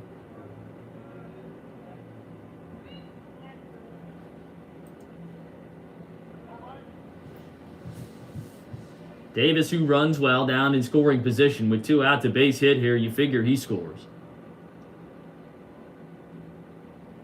The 2-1. In there for strike 2 call. Threw it again. A breaking ball and locates again.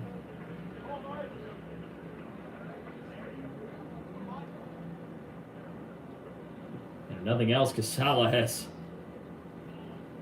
gotten 2 strikes on a lot of hitters here tonight. 2-2.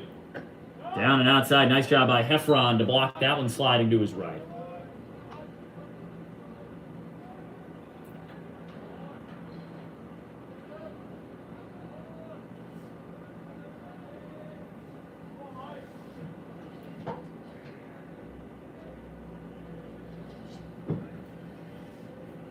Casala with the glove up under his chin. As the sign from Heffron. 2 outs, runner at second, payoff pitch. He fires. And it is poked down the right field line and a foul ball by a matter of inches.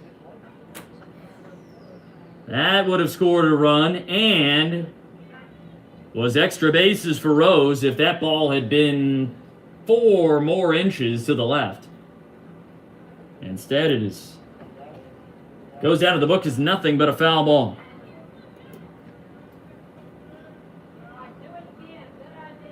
You know, football described as the game of inches, but there's a lot of sports that can call themselves something similar.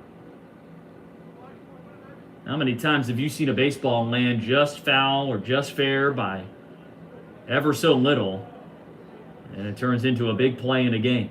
Another chance for Casala here to put away Rose. Another payoff pitch. And he pops him up to the right side into foul territory. Joseph settles underneath and makes the catch for out number 3, stranding a man in scoring position. Casala gets another chance and makes the most of it, and he has held Wofford scoreless through 4 innings of work. We head to the home half of the 4th. Jacksonville leading 5-0. You're listening to Jacksonville University Baseball from Van Wagner on the Jacksonville Dolphins Sports Network. Whether you're a team, college, or fan, Sport Travel can help you plan the trip of a season or lifetime. Ask about our unique sponsorship program.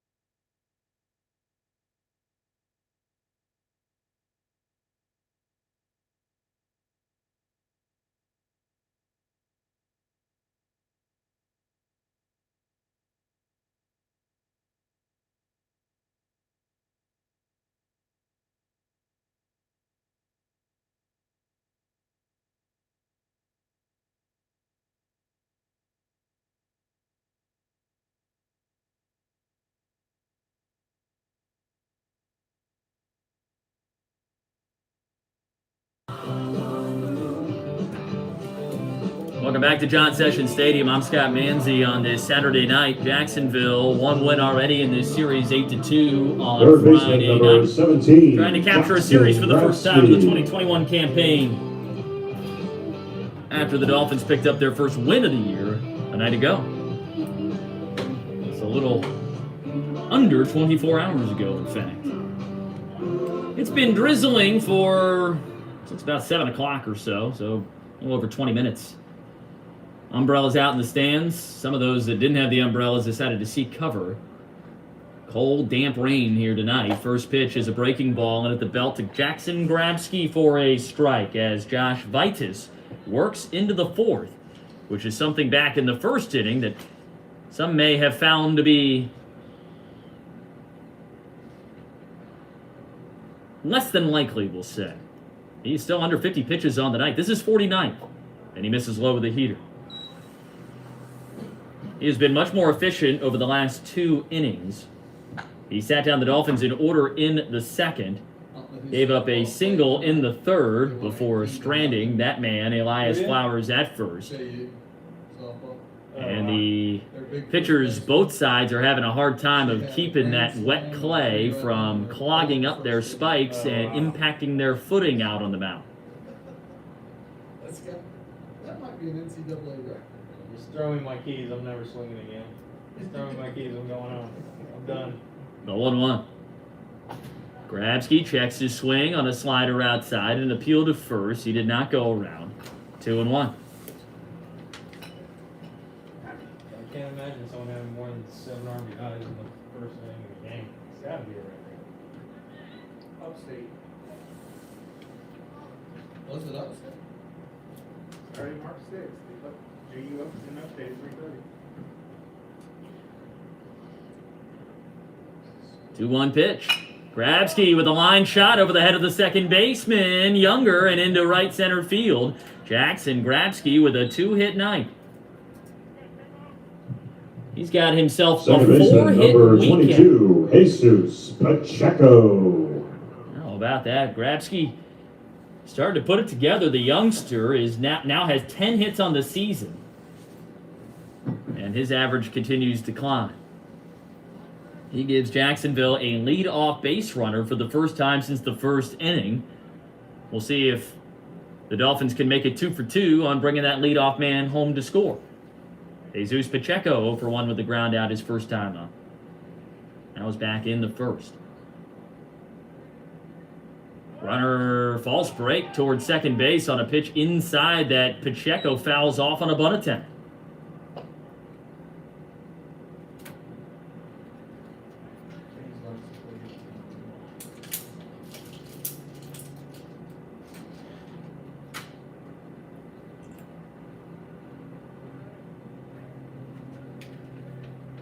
Renwick down at third base, creeps in a little bit further at the edge of the infield grass while the first baseman Dempsey holds on the runner.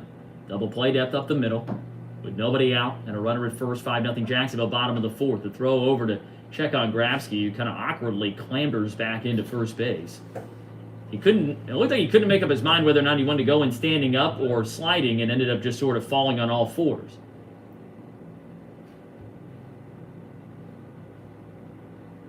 He's back out, taking his lead. Vitus is 0-1, and Pacheco gets the bunt down. Vitus off the mound to his left, collects, throws on to first, and a successful sacrifice for Pacheco moves Grabski into scoring position, and we're back to the top of the order. Center fielder, number 4, Ruben Samayan.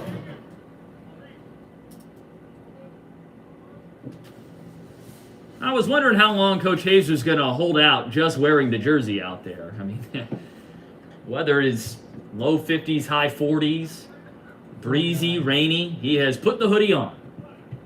He made it almost 4 full innings. Runner in scoring position for Ruben Samayan. 1 for 2 tonight with a single, a run scored on a strikeout. First pitch he sees. And he grounds one to the right side. Charging in on it, Younger up with it, tosses on the run to first. And Samayan out. Grabski moves down to third base on the ground out. And we'll see if Corey Heffron can deliver him. Catcher, number 18, Corey Heffron. It's so weird about Walker's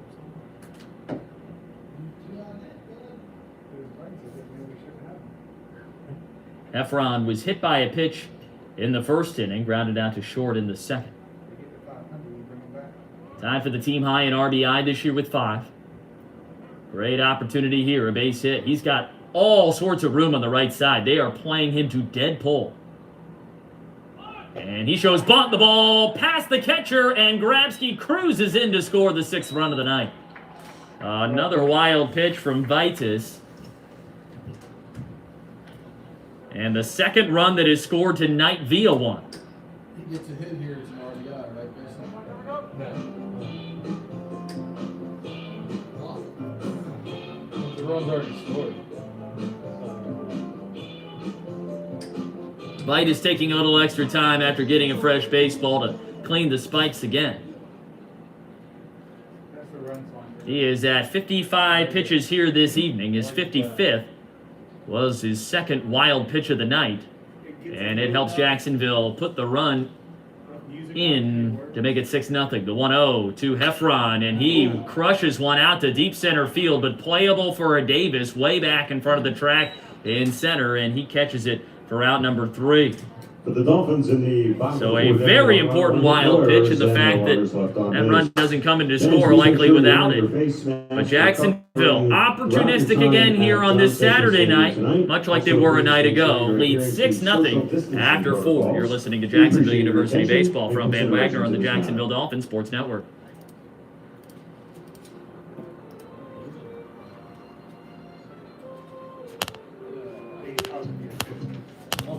Umpire.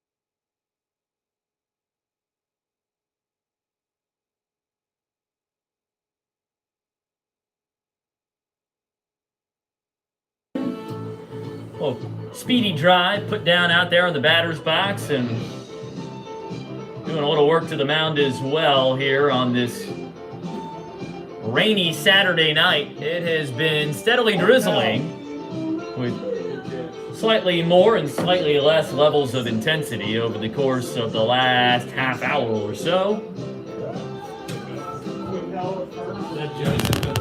Just as a laugh.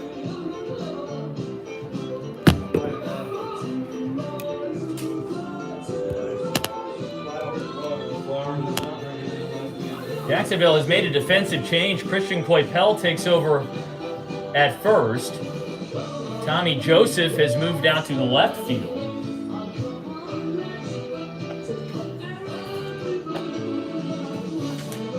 So Elias Flowers out of the ballgame for Jacksonville, as Mike Casala comes out to work here in the top of the 5th inning. Casala has thrown 77 pitches here tonight. Defensive changes for the Dolphins, now playing left field, Tommy Joseph. And in at first base, number 8, Christian Coypel.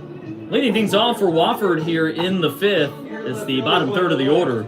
Renwick, Gill, then Brown. And we are Third baseman, number ready 8, to Jack resume Renwick. things here after the slightly extended time to finish the work done down in the field.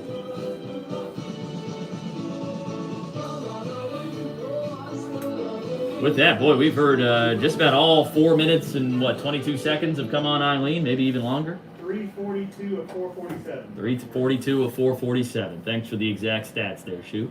Anytime. First pitch is a fastball that misses upstairs. We hope for those of you tuning in on YouTube, they've enjoyed the commentary as well as the peanut gallery in the background here tonight in the press box of John Sessions Stadium. The 1-0 pitch inside for ball 2. With the rain, we've had to move the camera inside, and with that comes, well, you understand. 2-0 pitch from Casala. Locates at the knees for a strike. Coming down pretty good, isn't it? Yes, it is. It's wet out there. Windy too, huh? Yes. First signs of action down in the Jacksonville bullpen as a couple of pitchers and a catcher trot out there. As Casala misses inside to make it 3 balls and a strike now on Renwick, who is 0 for 1 tonight with a strikeout back to end the second. Casala has struck out 5, allowed 2 hits, walked 1 in 4 innings of work thus far. Starting the 5th here now. In a 6-0 ball game, Jacksonville leading. Boy, ball 4 called. That pitch has been a strike all night long. Wofford has thought it's been a ball all night long, and maybe they're finally getting it called the way that they want it to. As Renwick takes first on a leadoff walk, the leadoff man on board for the first time tonight for Wofford. Jacksonville is 2 for 2 on bringing the leadoff man in to score this evening. Terriers hoping to have similar success. Cameron Gill 0 for 1 tonight with a runner at first and nobody out. Jacksonville leading 6-0 in the top of the 5th. First pitch into Gill. And that is a called strike, a fastball on the outside edge to the right-handed swinging catcher. Gill's second at-bat of the weekend. He looks down to third where head coach Todd Interdonato gives the signs. Runner goes, 0-1 pitch, swung on and missed. Heffron throw down to second base, a little bit high. Pacheco trying to sell that the ball went into center field and nearly got I love that guy. Renwick to bite on it. Renwick got up and he was bent at the knees, ready to take off for third. Whoa. Catch batter interference on Cameron Gill. Wow. Shortstop number 1, Matty Brown. That's 2 unassisted. So he is out. He is ruled to have interfered with Heffron after the swing in which Heffron was throwing down to second base. Gill is out. Renwick back to first I base. see it now. And Matty Brown now up I for thought he had a Wofford. great jump, man. I didn't think it was even going to be as close as Get it a was. picture of that? No. First pitch swinging and a bouncing ball back to the mound. Casala Field slips, gets his feet back, and throws on the run to first base to beat Brown by a step. Renwick moves down to second base. Alright, so 2 unassisted. That's So I have to it. put, I don't have to put anything Second else. baseman I think number there is 7, a Trey BI Younger. Back to the top of the order in Trey Younger. Space BI. 2 outs here now in the 5th. 6-0 Jacksonville. What Brown just do? Is And that the first rain 1-3. is getting a little bit heavier, Advance the runner a second. causing a few others to say, you know what, maybe I've had enough tonight. First pitch from Casala down to the dirt, blocked by Heffron, rolls all the way back, halfway to the mound before Heffron can track it down, but no chance. Hold on, I Renwick got- didn't yeah, react I'm quick trying to enough, get and the other one back in there. he just stays put at second base. Alright, so you said BI. I think so. I remember a game like this many years ago. Okay, just do BI and see if it takes it. East Tennessee State was in town and had already lost the Friday night. We're playing on a Saturday. Couldn't really afford to lose the Saturday, and we played through a rain even steadier than this all night long to where it was puddling up in the outfield. Guys were on like a slip and slide when they dove. Slider called a strike on the outside corner. 1 ball, 1 strike to Trey Younger. Joking about the windows, weren't you? Yeah, I You know. need some windshield wipers. The center fielder misjudged. I don't know if it was the rain in his eyes or what that night, but he misjudged a whole host of fly balls that turned into extra base hits for Jacksonville. I felt really bad for the kid at the end of the night. 1-1 pitch. Younger takes outside for ball 2. And there's something even worse about a guy looking up, trying to find a baseball, then lunging, splashing water around him, and the ball falling behind him. It's just like bad comedy show. 2-1 pitch.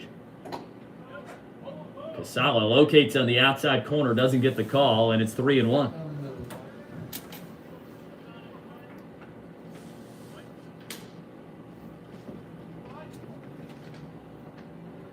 Luckily, the view on the stream is significantly better than what I am looking at through the window right now, which is very streaky. 3-1 pitch is fouled hard into the netting above the Wofford dugout. Full count.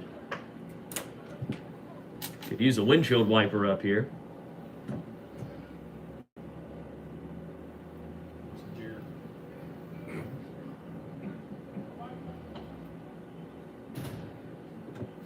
That's a job.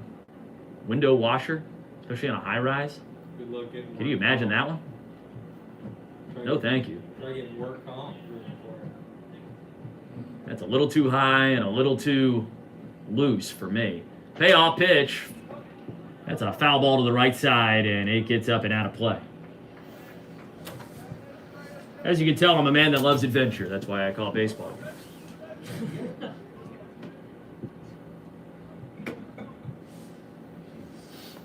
She's the only one that ever runs.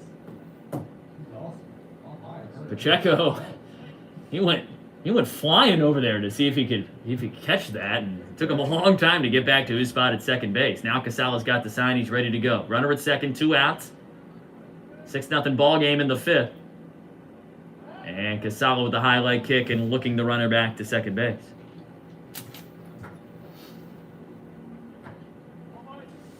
If Casala can get Younger here, I imagine he'll come out to at least start the 6th. Payoff pitch. Runner goes, and strike 3 call. That was a very, very delayed strike 3 call from home plate umpire Torrell Poole, and Casala picks up his 6th strikeout of the night and his 4th one looking. And he strands a man in scoring position for the 2nd straight inning. We head to the home half of the 5th. Jacksonville on top, 6-0. You're listening to Jacksonville University Baseball from Van Wagner on the Jacksonville Dolphins Sports Network.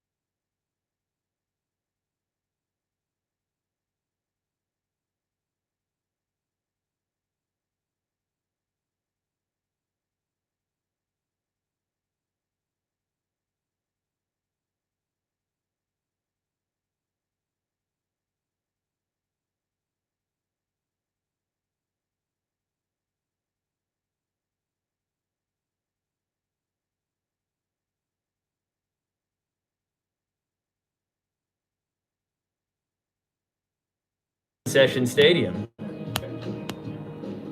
He said the catcher again.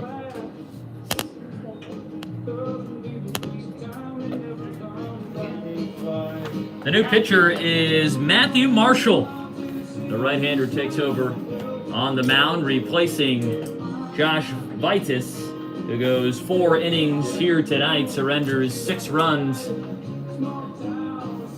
and on 6 hits. 5 of them earned, or excuse me, Here you go. Catch your back. So you get 28 or 5. 4 of them earned. He struck out a pair, 28 catches. hit 2 this evening. Also another defensive change for the Terriers, now catching number 28, Andrew Calhoun. Andrew Calhoun comes into the ballgame to catch Marshall, replacing Cameron Gill, whose night is done. This pitching is 36. 36. And we'll see how Marshall does Left as fielder he number makes his 26, 4th appearance Tommy of the Joseph. year. 6-0 Jacksonville. Tommy Joseph, the 3-hole hitter, leading it off in the bottom of the 5th inning. Marshall Carolina, anytime you want to. making his Not 4th flagging it. appearance of the season.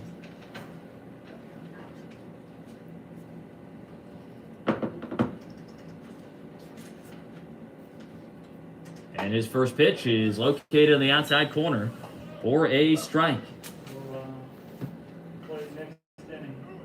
Joseph hitting left-handed here, the switch hitter against another right-hander. Here is the 0-1. Locates for another strike on the low outside corner, and quickly ahead 0-2 on Joseph, who is 1 for 2 here this evening with a single and a run scored back in the first.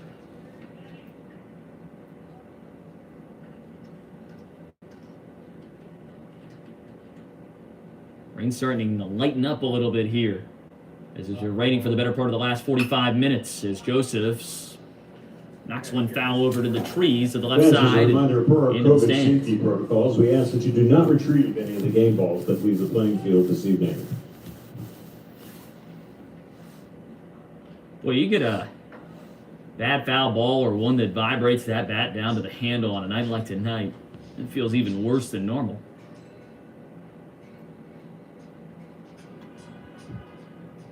Oh, 2.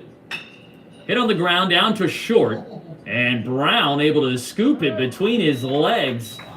He almost overran that one, but scoops, throws, and gets the out.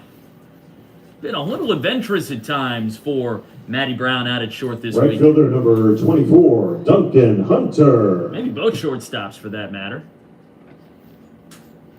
Okay. And a meeting on the mound here before the next hitter, Duncan Hunter. And maybe a situation in which trying to make sure everybody's on the same page here as pitching coach Seth Cutler-Volz has come back out for the second time this evening. First time he's talked with Marshall and the new catcher Calhoun. Now Hunter able to make his way to the right-handed batter's box and dig in. 1 out, nobody on. Bottom of the 5th inning, 6-0 Jacksonville. Dolphins in search of a series win here tonight. If they can close this one out strong. Hunter tonight, 0 for 1, hit by a pitch and drove in a run. And a first pitch breaking ball gets away from Calhoun, ball 1.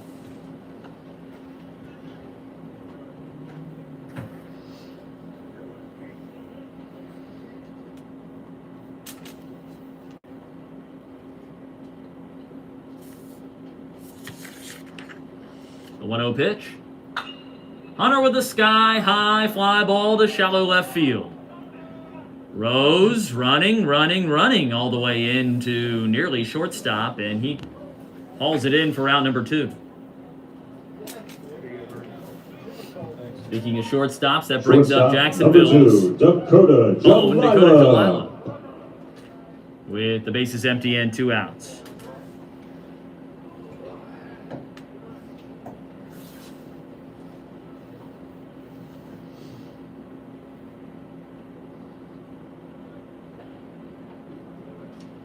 Marshall kicks and fires and locates a fastball right down the pipe for strike 1. Jalila looking for his first hit of the night. Drove in a run back in the first on an RBI ground out. 0 for 2 otherwise. Time call. Most of the damage done tonight, almost all of it, in fact, by Jacksonville in that big first inning. Slider misses low, 1-1. All 9 men came to the plate for the Dolphins. 5 of them came in to score on just 4 hits. Since then, Jacksonville has 2 hits and 1 run. The 1-1 pitch. Jalila with a high pop up right side of the infield. Younger going back into shallow right, and it falls in between 3 different Terriers. Jalila headed for second base, and he is in safely there.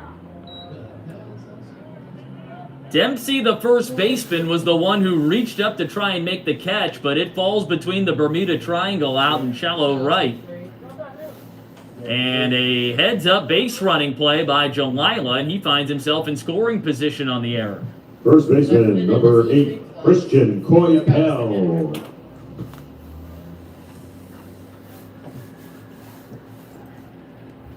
So a 2-base error there. And an RBI opportunity for Christian Coypel in his first at-bat of the night since coming in defensively in the top half of this inning. Dolphins trying to add 1 more to their total right now, and Coypel looking for that feel-good moment at the plate. First pitch swinging on a slicer foul to the left side. Renwick runs out of room, and it lands into the terrace harmlessly.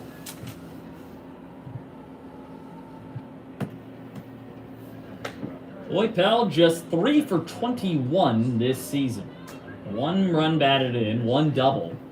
Has not left the yard yet. He led the A-Sun in homers last year in the abbreviated 2020 campaign with 5. In a little less than a month of the season. Drove in 20 last year as well. Had an RBI walk-off hit against VCU. And a big 2-run home run to help beat West Virginia opening weekend as a breaking ball stays out to Coypel, now 1-1. But the redshirt junior in his 3rd season with the Dolphins lost his first one due to injury, loses his 2nd season due to COVID, and now here he is. He hasn't had a chance to play even a full campaign yet as a member of Jacksonville's baseball team. The 1-1. And he takes called strike 2. Looks like a changeup, maybe on the outside end or a backdoor slider. Really nice pitch there from Marshall. 1 ball, 2 strikes. Jalila at second base, 2 outs. 6-0 Jacksonville. Coypel in his first at-bat of the night. Looking for a run batted in. The 1-2. And he fouls this one back.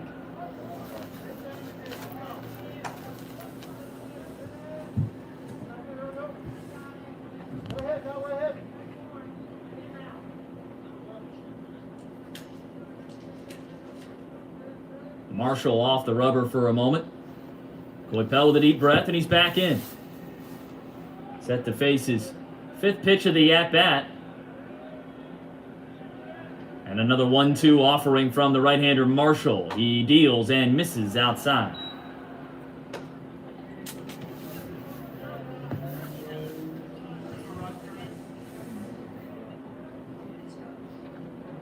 Tough night to come off the bench and get loose, get warm. Cold night, a wet night. But Coypel putting in a competitive at-bat here. 2 balls, 2 strikes, 2 outs. The pitch. And he grounds another one foul. And Brandon Bednar, the volunteer, tried to stop that one with his foot while he kept his hands inside the front pocket of his hoodie. Very good baseball player, probably not a great soccer player, as he let that one go by him. Bednar, of course, former FGCU product, was drafted after his junior season and worked his way up through the minors for several years. And his first year on the staff here at Jacksonville. Another 2-2 to Coypel, and he swings and misses at a low fastball and strikes out.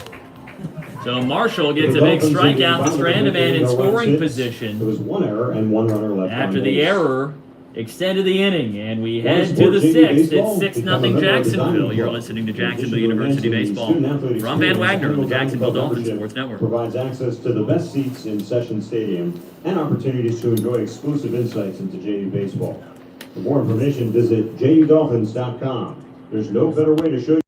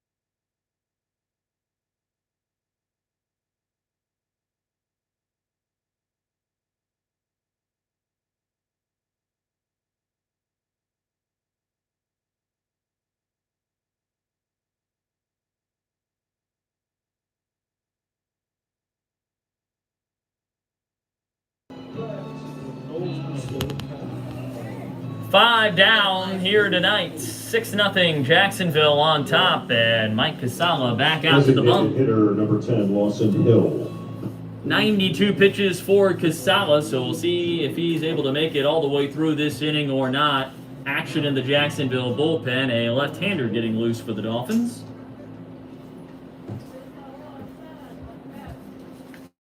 Lawson Hill, the number 2 hitter for Wofford, climbs into the box to start things off. He's 0 for 2 tonight with a strikeout and a fielder's choice. Casala's first pitch, and he bends in the slider for a strike. It's been raining for the better part of the last hour here at John Sessions Stadium on what has been a damp, raw day here in Jacksonville. A nice bit of hitting by Hill, who goes down and scoops one into right center field and then blows a tire as he rounds first. Is able to get back up and head back into the bag, and he's got his hands on his knees now. Hopefully nothing hurt more than his pride after that one. First baseman number 9, John He appears Dempsey. to be okay. Stepped on that bag at first, and wet out there. Tough to stuff slick. He took a pitch down in near his shoe tops and golfed it out into right center field. And now the trainer's going to come out to make sure that Hill is all right, and that maybe the knee, the ankle, the foot are all doing okay. It's like COVID. And head coach Todd Endodonato came over from third to check on his designated hitter as well.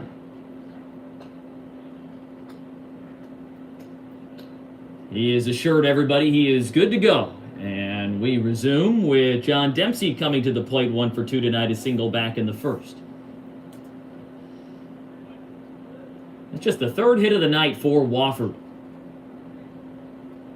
They had 9 hits a night ago, just 2 runs to show for it. Now have 2 runs on 12 hits this weekend.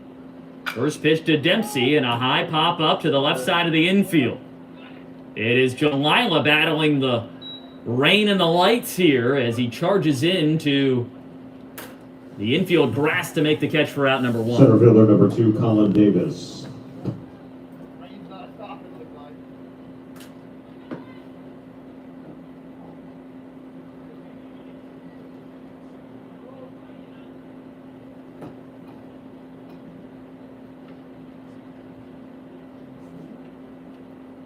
Now Colin Davis with one out and a runner on first.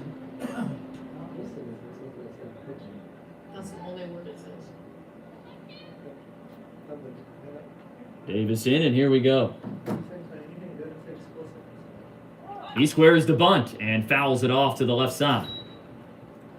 Just about to mention that Hill this year has stolen 2 bases in 3 tries and has pretty good speed, and they may try to put him in motion, and there you go.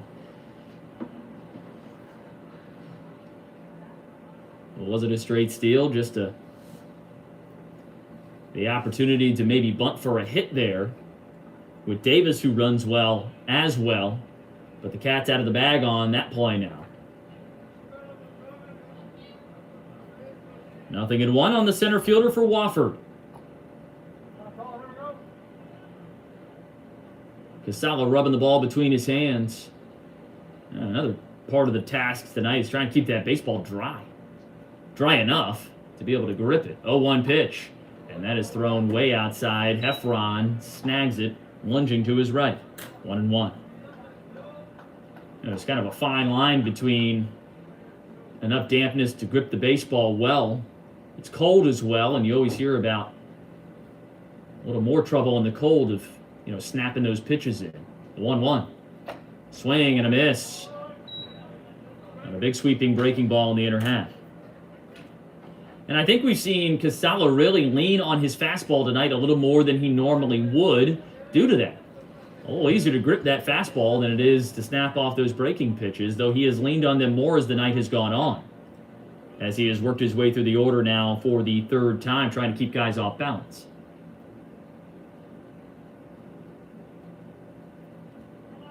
He takes a little too long for the liking of Colin Davis, who calls time. Oh, you're mute. Oh, it's on you. Previewing what I want to play for Okay. that stretch. Just want to make sure we don't know that. Davis back in. Runner at first is Hill, 1 out. 6-0 Jacksonville. The 1-2 pitch is knocked high, foul, and out of play. 8 o'clock here in Jacksonville. Fan to my left, walking back up to her seat with a beer in hand. I don't know if I could even go for a beer tonight. Oh, I could. Sitting out there, you're wet, you're cold. Like I probably wouldn't want to move. Just keep the hands in the pockets. 1-2 pitch. High and outside. They'll try and get that throw back down behind Hill to get him, but he dives back in safely. 2 balls, 2 strikes on Davis.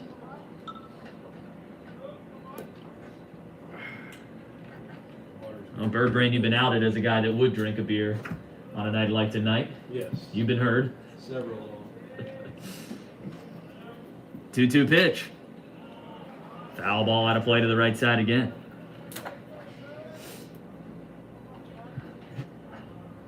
Casala over 100 pitches now on the night. He's thrown 102.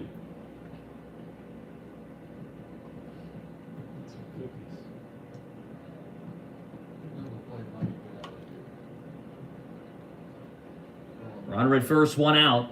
And Casala still doing a lot of work to try and get comfortable up there on the rubber with his foot placement. 7th pitch of the at-bat. Here it comes. And it is ruled a ball just outside.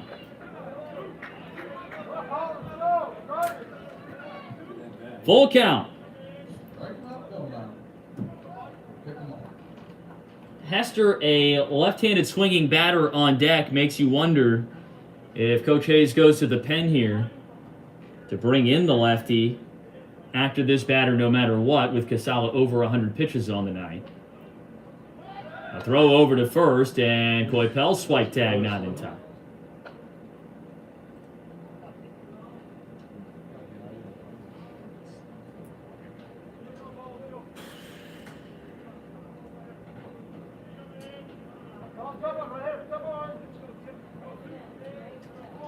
There have been very few, despite the success of Casala tonight, very few easy at-bats against this Wofford lineup. Another throw over to first, and back in standing this time, Hill. But that's kind of the book on these hitters. They're not easy outs. They do battle. They came into this weekend hitting 286 as a team. They know how to get it done at the plate. And even if they are being retired, they're going to make life difficult on a pitching staff, and have done so tonight against Casala. Payoff pitch. Runner goes. Strike 3 called. The runner is safe at second base. Hill sliding in with a stolen bag. Second steal of the night for Wofford. It is the third of the year for Hill. He moves into scoring position with 2 outs. And Casala with his 7th strikeout of the night. And right on cue, here comes head coach Chris Hayes. Casala looks like he's trying to wave him off. But with the lefty coming to the plate and the lefty in the pen, and Casala having thrown 103 pitches tonight, it looks like Coach Hayes is ready to make that call and make the change. No signal quite yet. I thought he did on his way out. Oh, he did on the way out. It was a quick one. And yes, here comes the new Jacksonville pitcher. It is Tyler Nauman who takes over for the Dolphins. 6-0. Jacksonville leads. And Mike Casala makes his way off to applause from the Jacksonville faithful here tonight and is greeted by his teammates at the dugout. Strong start for Casala here this evening.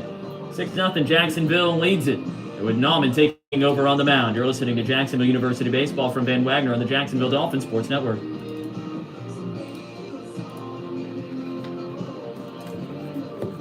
Whoops.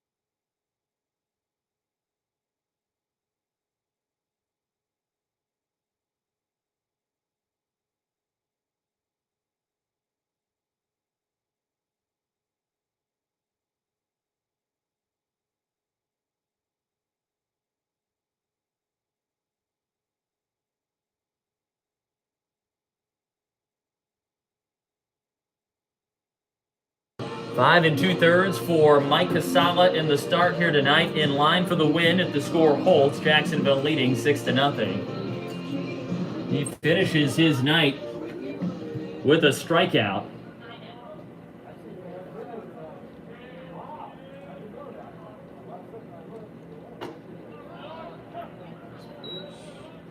His 7th of the night. And Tyler Nauman starts things off with a strike to Nolan Hester.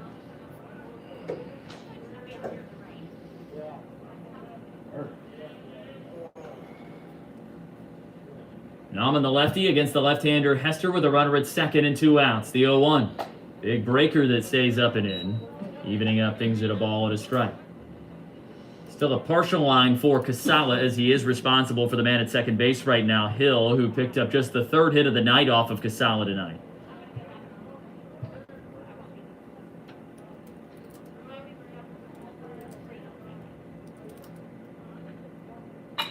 Ground ball to the hole at short, and it rolls into left field. They'll send the runner. The throw from Joseph is cut off by Grabsky, and Wofford is on the board with an RBI single by Nolan Hester to score Lawson Hill. For Casala, that's unfortunate because that one goes down to him. Zeb Rose.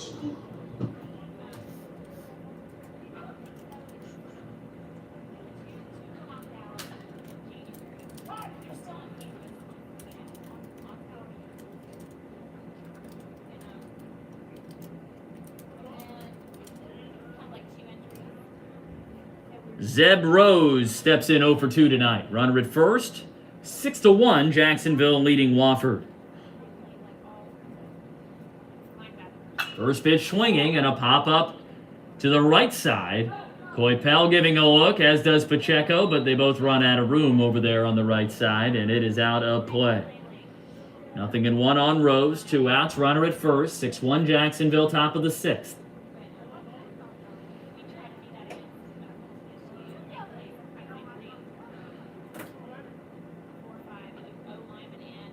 See, a couple of the Dolphins have pulled their gaiters up over their faces now as I'm sure a move to stay warm out there on this cold and wet night. Fastball stays high and outside for ball 1 now to Rose. The right-handed swinging left fielder with a ground out and a foul out to his credit tonight.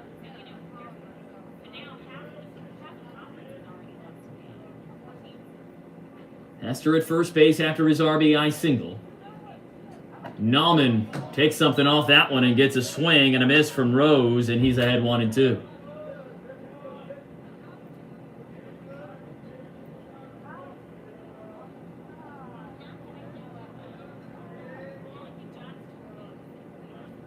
Nauman trying to finish off this inning. 1-2 pitch. Runner goes, and it's fouled out of play to the right side. You can officially close the book on Casala now, by the way. 5 2/3, 3 hits, 1 run. Allowed 7 strikeouts. He walked 2 here tonight. Did not hit a batter for the first time this season.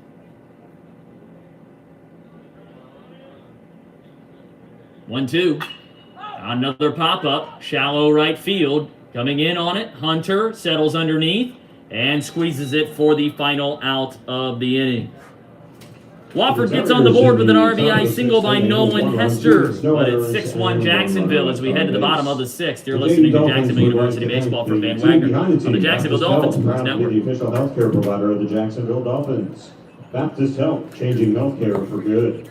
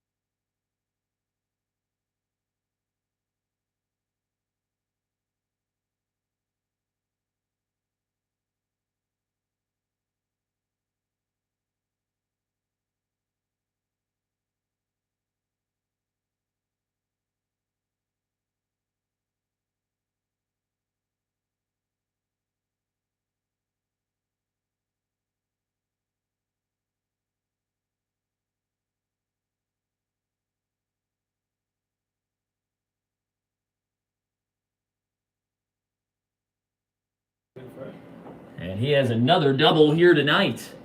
How about a 3-for-3 night for Jackson Grabski? He becomes the first Dolphin with a 3-hit game this season. Here is Jesus Pacheco with a runner in scoring position. 3 of the 4 infielders playing him to pull. And the first pitch is a breaking ball for a strike. Pacheco tonight 0 for 1. Dropped down a sacrifice hit. Back in the 4th. It's like you read my mind. I was just talking about food. Like 5 seconds ago. Grabski down at second base. Burgers? Pacheco trying to score him. 0-1 pitch swung on and missed. A sinking fastball, and Pacheco could not handle it. Man. The problem with you putting them there is I gotta go through shoot to get to one. Ryan, want anything? I'm good. Thank you. I'll wait to shoot later. Yeah, I'll get whatever's left. Byron, what do you want? You got a burger down there? Yeah. Heck yeah, I want a burger. Here's a remote. 0-2 pitch, and a swing and a miss at a slider away, and Pacheco was fooled that entire at-bat by Marshall, who delivered him 3 different pitches and had Center him fielder waiting number all over 4, the place. Ruben Samayan. Second strikeout of the ballgame for Matthew Marshall. That's the second out of the inning as well, and here comes Ruben Samayan, who's 1 for 3 here this evening. What else you got in the hoodie? You got some beer? 2 for 7 on the series.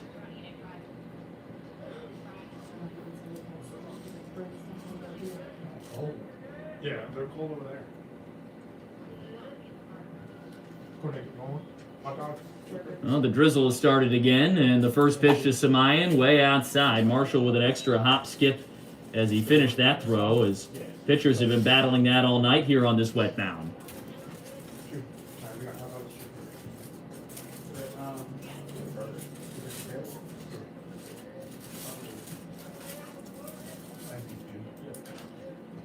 They're talking about bringing.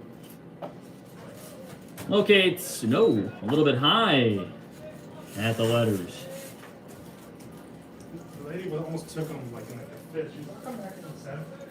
And so I was like, I'm gonna leave the dime cover area for a second. So I'll just fill my pocket. 2-0 on Samayan. Looking for a pitch he can handle here. And Grabski took a little bit of a big lead there down at second base. Marshall spinning off the rubber, and Grabski frantically beating a hasty path back to the bag, able to get there without a throw.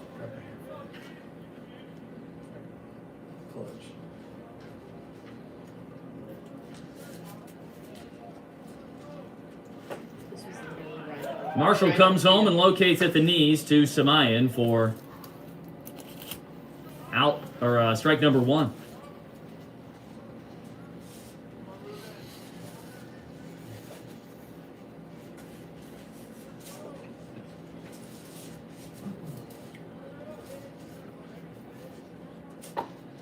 Swing and a miss by Samayan.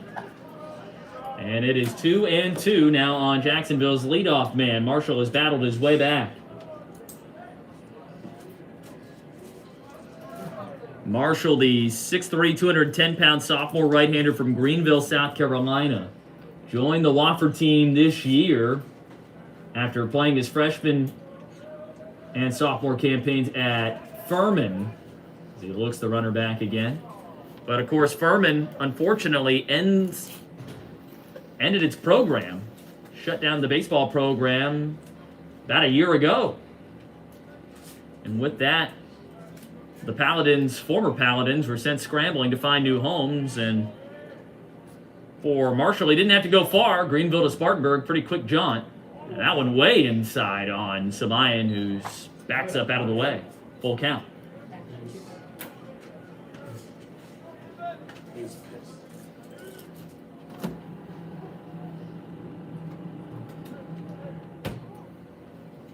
Full count on Ruben Samayan. Runner at second base. Grabski, after he doubled earlier this inning. 2 outs in the bottom of the 6th. 6-1 Jacksonville on top.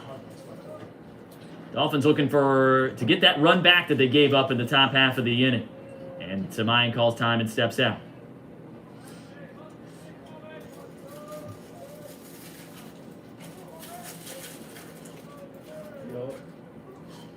Samayan fouls this one back.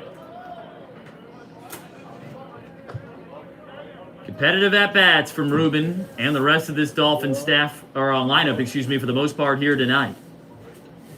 The redshirt senior has driven in 3 this year. 2 of them came on his first career home run back on Wednesday night against the Citadel. A 2-run shot, a no-doubter to right field. And those that are familiar with the dimensions of John Sessions Stadium, that is impressive. 340 down the line. 3-2 pitch again, and a high fly ball. Pop up in foul territory behind the plate, and Calhoun, the catcher, sheds the mask and makes the catch for the final out of the inning. For the Dolphins in the bottom of the 6th inning, So Grabsky continues his hot day at the plate. His second double, his third hit, but the Dolphins cannot drive him home. We head to the 7th. 6-1 Jacksonville leads, and you're listening to Jacksonville University Baseball from Van Wagner on the Jacksonville Dolphins Sports Network.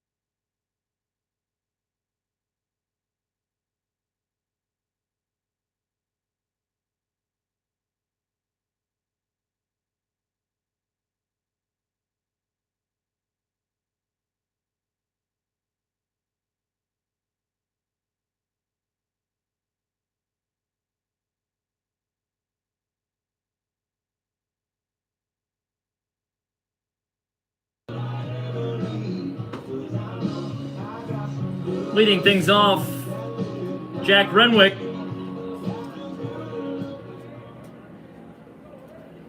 Tyler Nauman out for another inning of work, and his first pitch, fastball down at the knees for a strike. Nauman got the final out of the 6th inning, the 0-1. Foul ball straight back, and it's 0-2. After surrendering an RBI single in the first batter he faced. So a third of an inning so far for Nauman. He is making his 5th appearance of the season. He started on Wednesday night against the Citadel. He's thrown 10 1/3 innings thus far. The 0-2, missing away. Renwick does not offer. 10 1/3 innings, he's given up 11 hits, 4 runs, 3 earned, 9 strikeouts, 4 walks. For the redshirt junior lefty from just down the road, Terry Parker High School. The 1-2 pitch. That is shot out to center field. Samayan laying out is able to knock it down but not make the catch. That was a gamble there to try and get to that one, but he does a good job to get a piece of it and keep it from rolling past him. And Renwick has a base hit. Second time he's been on base tonight. He walked back in the 5th. Now the new catcher, Andrew Calhoun, hitting for the first time this evening. He had a memorable at-bat last night in a pinch hit spot. Back in the 8th, he came up with a runner at first and crushed a home run to left field.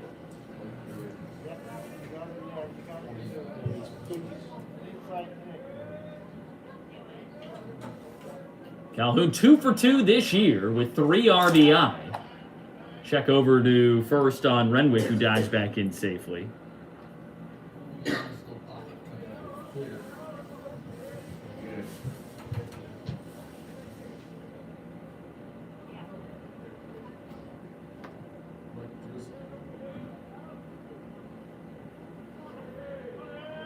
Nauman comes home, and Calhoun slices a foul ball off to the right side and out. Renwick this year has stolen 2 bases successfully. The Terriers have stolen 2 bases tonight. Only one of them counted. 2 innings ago, Renwick himself was sent back to the bag at first on a catcher's interference call on Cameron Gill, who has since been removed for Andrew Calhoun. The 0-1, down and outside. Nauman had a big fan club here on Wednesday night to see him start the game against the Citadel, his first career start in a Dolphin uniform.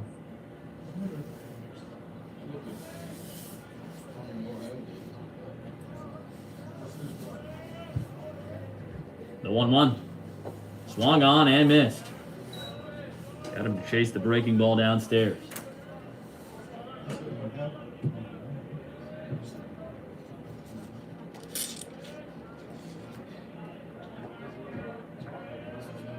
Jacksonville's pitching staff already improved over what we have seen through the first couple of weeks of the season, and just some of the luck has broken their way a little bit better. A foul ball to the right side.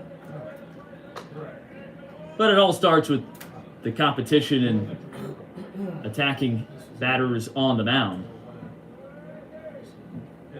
Part of it is you do make your own luck.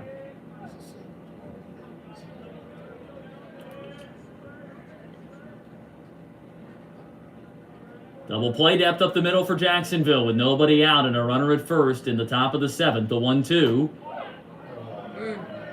A really nice breaking ball on the inside part of the plate for Nauman, just misses. 6-1 Dolphins. 5 of their 6 runs coming in the first inning. Tacked on 1 more in the 4th.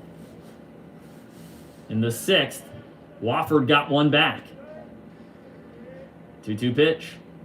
Another big bender that stays up and out. Full count.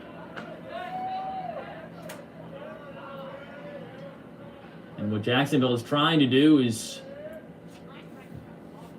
stymie any thoughts or hopes of a rally here from this Wofford group.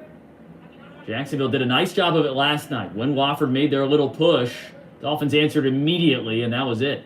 3-2 pitch, foul back to the netting. Fastball that Calhoun just got a piece of. Calhoun, a freshman from Irmo, South Carolina, went to Chapin High School.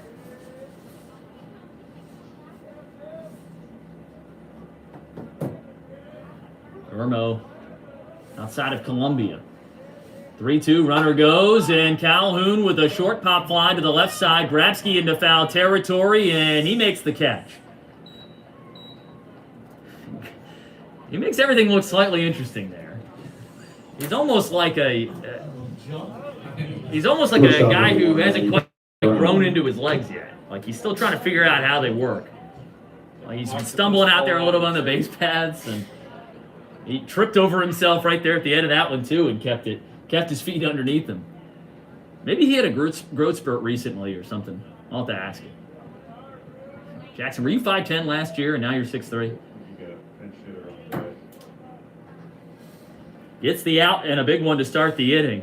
Matty Brown, the switch-hitting shortstop, flips over to bat from the right side. Ground ball right back to Nauman. Tosses on to Jalila. Soft throw. He is taken out as he relays on to second base and wasn't able to get enough on that. And they're saying interference, and so they're both out. So it's a double play.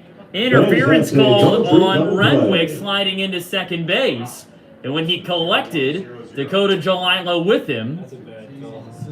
And that's a tough call there for Wofford, because it looked like Renwick just went straight into the bag and Jalila came into him. But Jacksonville will take it, and the double play, a Doubletree double play, ends the inning. Time to stand and stretch here at John Sessions Stadium. 6-1, Jacksonville on top. You're listening to Jacksonville University Baseball from Van Wagner, the Jacksonville Dolphins Sports Network.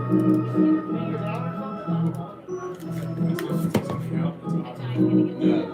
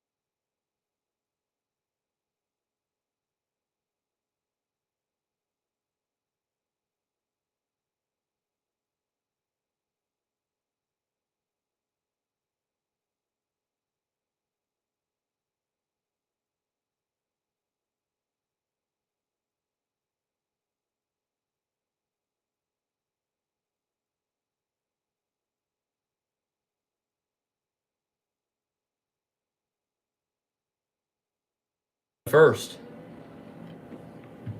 Here's the 1-0. And it's a fastball high, 2-0. New second baseman into the ball game. Last night's starter at second base. Shane Lucier takes over again. The 2-0. And that's up high again, and it's 3-0 to Heffron.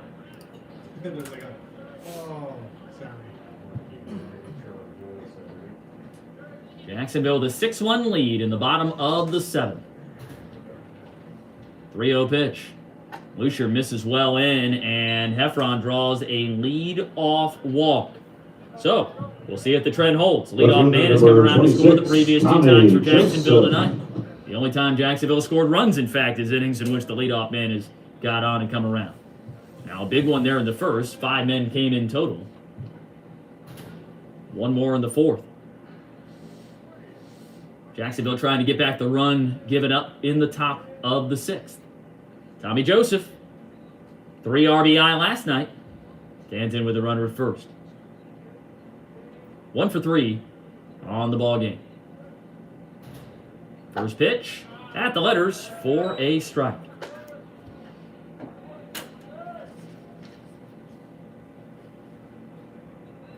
Some success today in the world of Jacksonville athletics. A win for women's lacrosse, 12-9 over East Carolina on the road today. 0-1 pitch is upstairs for a ball. Alyssa Arnold with a nice day, earned player of the game honors. 5 goals with 5 shots on goal. And 1 caused turnover. I would say that's pretty efficient if you're scoring every time you put it on frame. And that's the 2nd win of the year for the women's lacrosse program here. A 1-1. Joseph lays off a breaking ball downstairs. Men's lacrosse, winners as well. Won 8-3 over Utah. A Utah team that was either ranked or receiving votes.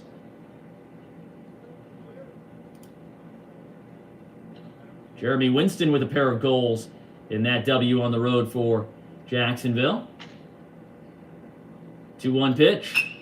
It is hit high in the air out to left field, spinning around. Rose comes up with it. He started off to his left, pirouetted back to his right, and got underneath it for out number 1. Right fielder number 24, Duncan Hunter. Here's Duncan Hunter, 0 for 2, hit by a pitch, drove in a run in the first. This guy's due for a ball, isn't it? Just missed the bunts.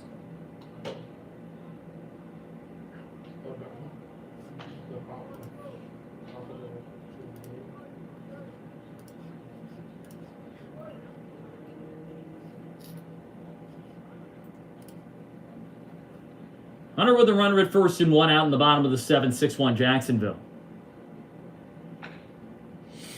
Marshall from the stretch turns and throws back to first. And back in easily, Corey Heffron. Jacksonville softball today is, well, they've been hosting all weekend the JU UNF Spring Break Challenge. A couple of big-time performances yesterday, a 5-0 win over Georgia State, and then a 10-2 run rule victory over Buffalo.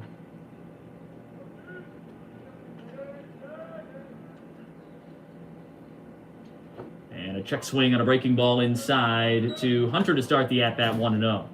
Their game today against USC Upstate was postponed, but then they did a number to Florida A&M, winning 18-0 in 5 innings. Boy, I'd love to see what a box score looks like from that one. How about a 12 spot in the first? That's getting the job done. Who's the first baseman? 1-0. Swing and a miss. The throw down to second base. Gets away from the new second baseman, Lucier, and rolls into shallow center field. And Heffron in with a stolen base. That is Heff's 4th of the year in 4 tries.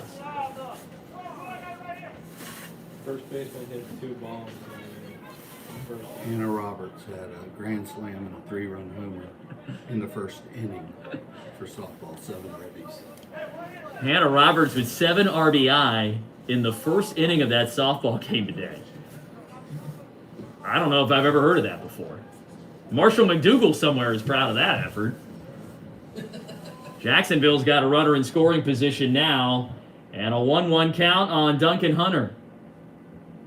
Can Hunter come up with an RBI here? 1-1, swing and a miss at a slider. Roberts had a dinger yesterday as well. Goodness gracious. Her stats this year.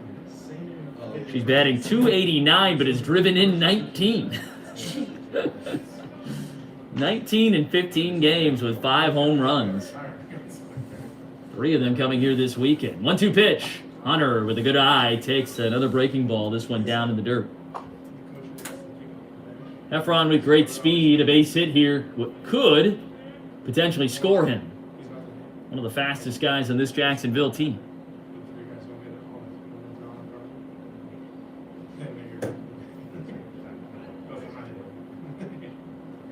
Jacksonville trying to get him in, and Marshall says, "Can I get the signs again?" as he steps off the rubber. Hunter out for a moment, a practice cut, and he's back in.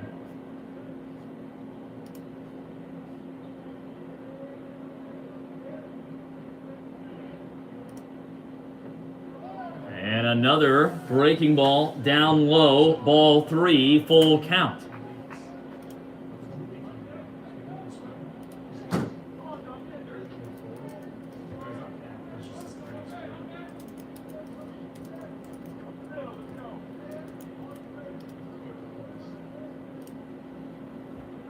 Well, can Duncan Hunter get something he can handle here? Looking for his first hit of the night. And the payoff pitch is down low, and he draws a walk. And I will say, that is something that is Shortstop, number 2. much improved for Duncan Hunter this year. Jalila. He has displayed a tight batter's eye. Draws a walk there.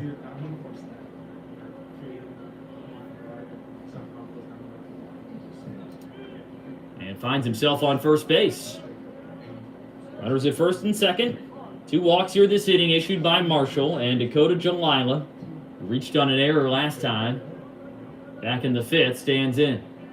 Looking for his first hit of the night and his second of the series. And he takes a first pitch fastball to knees for a strike. Dakota had a triple down the right field line last night. Drove in 2.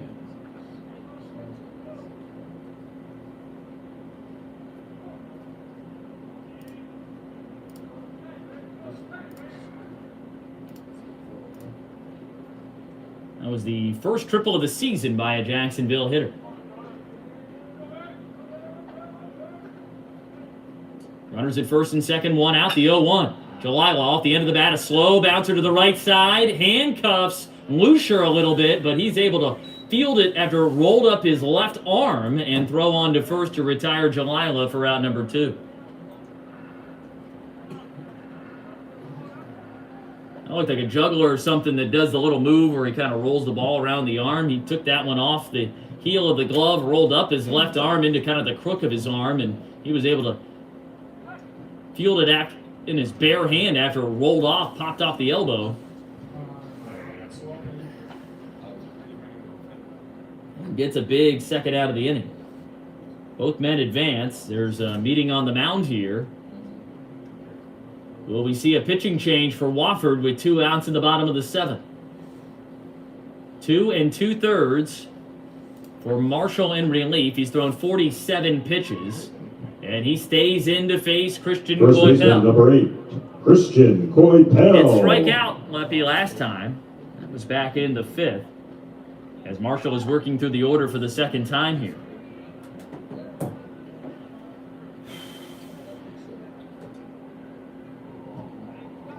This is 4th appearance of the season.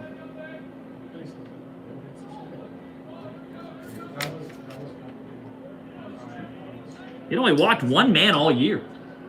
Coming into tonight, he's walked 2 here this inning, and they're both in scoring position.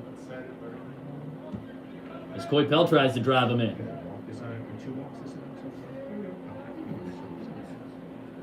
Coypel 0 for 1 with a strikeout. Came in the 5th inning defensively, and he checks his swing and fouls one off to start the at-bat.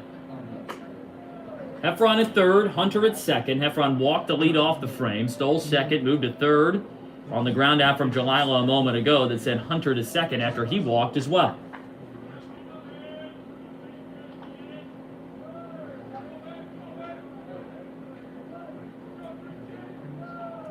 Nothing in 1 on Coypel. Jacksonville leading 6-1, looking for some insurance here in the bottom of the 7th.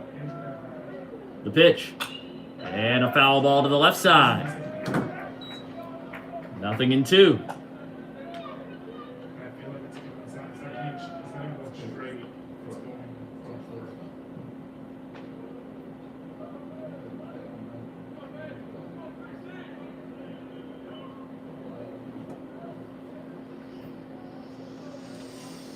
Coypel back in. Awaits the 0-2 offering from Marshall, his 50th pitch of the night in his 2+ inning relief outing.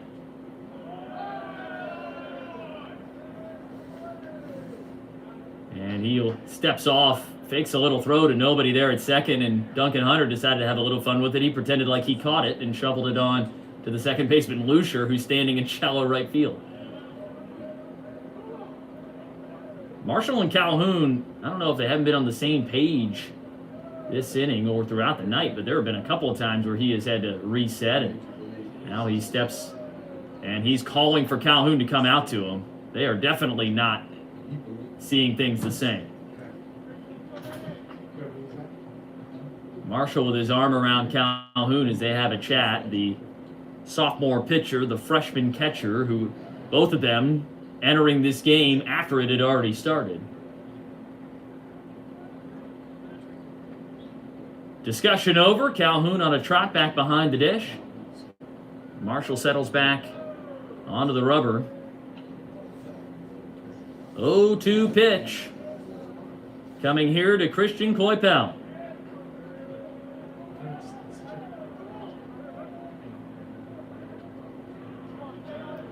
We'll see what he does here. Struck him out on a 2-2 last time. 0-2 here. Did Coypel go around on the check swing? He did indeed. No, he did not.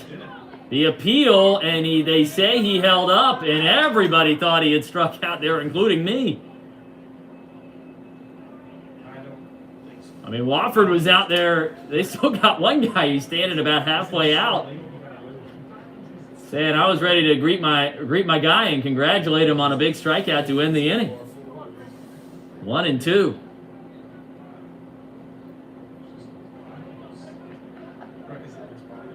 All right, Coypel.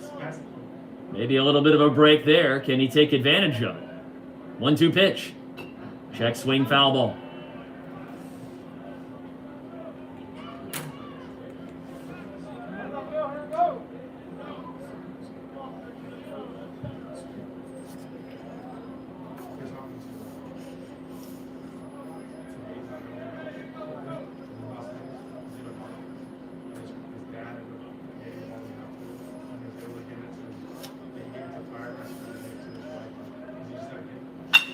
Coypel, base hit right side.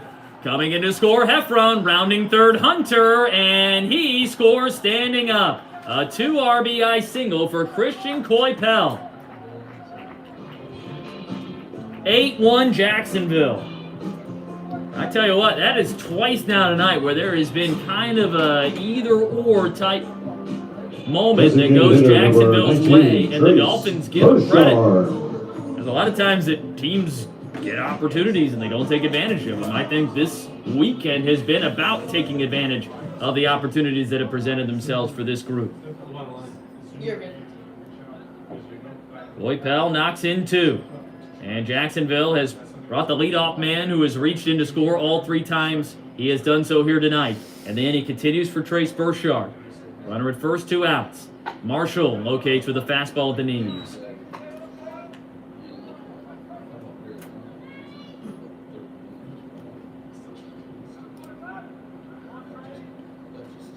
Good at bat by Coy Pell, too.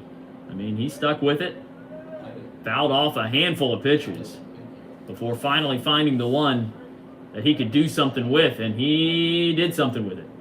0-1. Called strike 2 at the bottom of the zone to Burchard.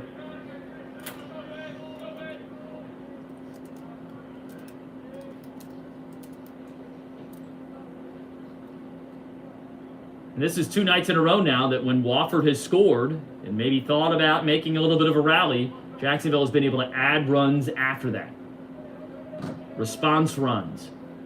Rally killing runs. The 0-2. And Burchard with a hot shot down to third. Fielded off one hop by Renwick. His throw nearly pulls Dempsey off the bag, but a nice stretch.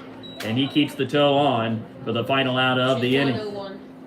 Jacksonville with 2 more. A couple of walks come in to score as Christian Coypel drives them in with a 2 RBI single to right. And it is 8-1 Jacksonville through 7. You're listening to Jacksonville University Baseball from Van Wyck on the Jacksonville Dolphins Sports Network. And get exciting up-to-date news and content. That's JUDolphins.com and all Dolphins social media.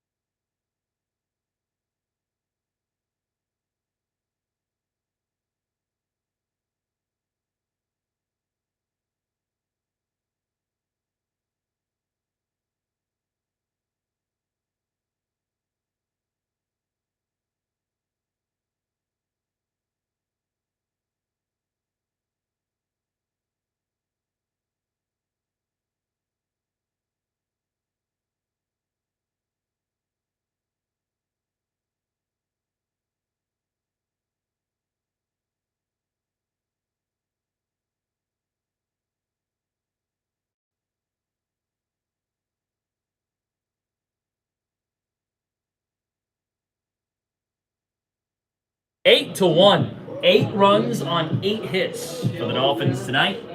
And have not committed an error. While Wofford 1 run on 5 hits and 2 mistakes in the field for the Terriers. And Jacksonville has jumped on just about every opportunity that has presented themselves here this evening. Pitch hitter for Wofford, 14, Ryan Galaney, taking over for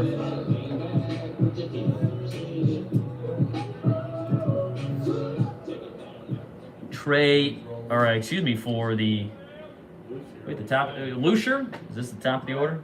I realize I never finished filling out my scorecard for the last 10. Didn't miss a double switch, but it's pretty possible. Why would they bring him in to play defense for 1 and 3? The 0-1 is outside and high for ball 1. That may have been Galaney down there at. It might have been Galaney at third the last inning. May have missed him there. Foul ball knocked off to the right side, 1-2. But Galaney back in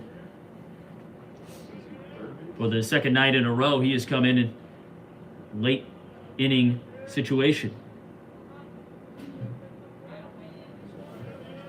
Yep. 1-2.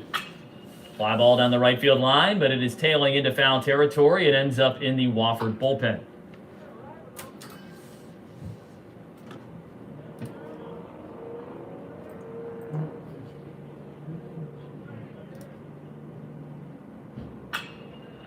High fly ball out to right. Duncan Hunter a couple of steps back to his left. Now a few steps back to his right. And he reaches up and secures it for out number 1. One gone, and DH Lawson Hill coming up to face Tyler Nauman for the first time. So the switch hitter, the right-handed hitter stands in. That Matty Brown, the shortstop, the only switch hitter in the lineup for Wofford tonight. I stand corrected, excuse me.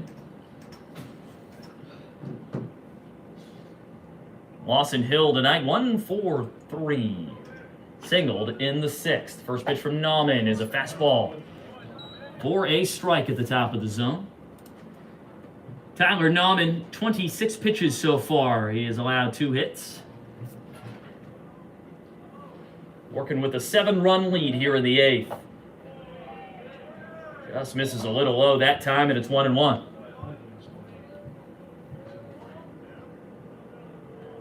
Nauman, he likes to be a quick worker. He's already got the glove in front of his face waiting for Hill to get back in the box into his motion, the 1-1, and Hill takes it right back up the gut into center field for his 2nd hit of the night. 6th hit of the evening for Wofford. Third off of Nauman. And a 1-out base runner for the Terriers. Here comes John Dempsey.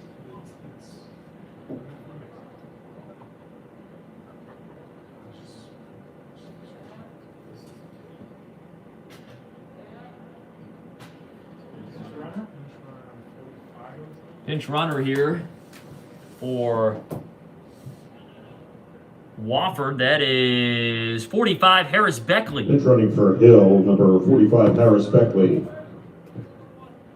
So Beckley, a sophomore from Atlanta, enters the ballgame as a pinch runner, while Dempsey, the left-handed swinging first baseman, 1 for 3 on the night, digs in. First pitch, downstairs for a ball.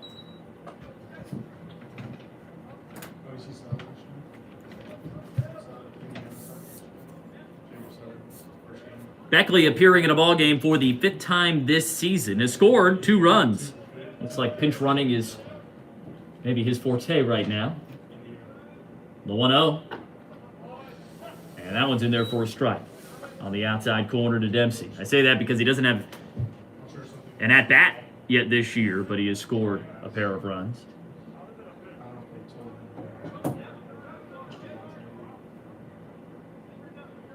Terriers have a pretty good roster when it comes to guys that can fly. The 1-1 pitch, breaking ball outside.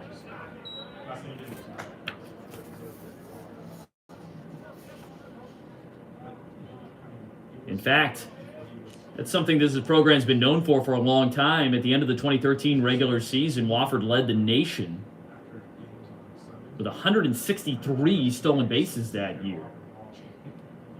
2-1 pitch, fastball at the knees for a strike.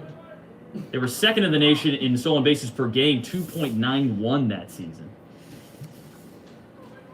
Since that year, they have stolen at least 100 bases for 7 straight seasons. That's the longest active streak in the country. Of course, last year, asterisk, but they had 47. Swing and a miss. Nauman got him off speed on the inside half of the plate, and he has his first strikeout Center fielder number of the night, and it's the 2nd Gardino. out of the inning. Nauman has now struck out 10 this season.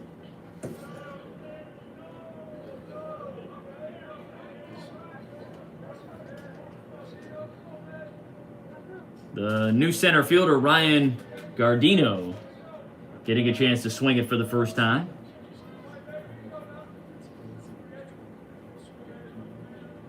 He entered defensively in the 7th. And he takes a fastball down low for ball 1 to start the at-bat.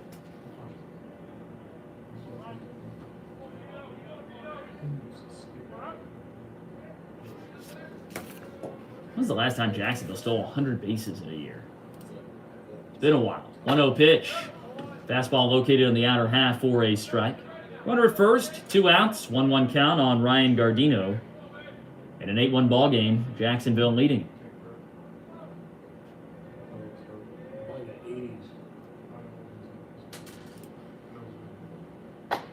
One well outside.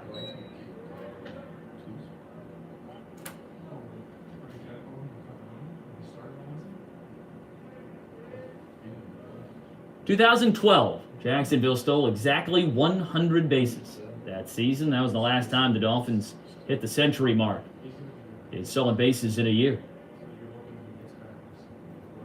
2-1 on Gardino, make it 3-1 as Nauman misses again.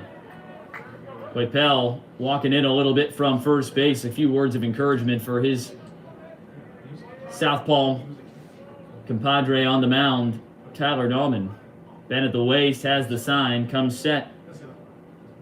And his 3-1 to Gardino is a slow hit ground ball down to Jalila. Goes the short way to Pacheco at second base. Forces out the pinch runner, Harris Beckley. Sorry about that. Harris Beckley to end the inning.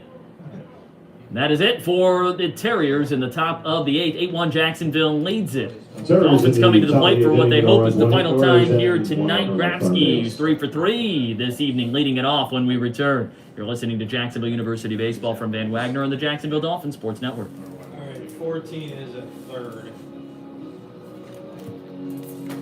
So I think we're You got a new pitcher? Let's see if 11 goes back to second.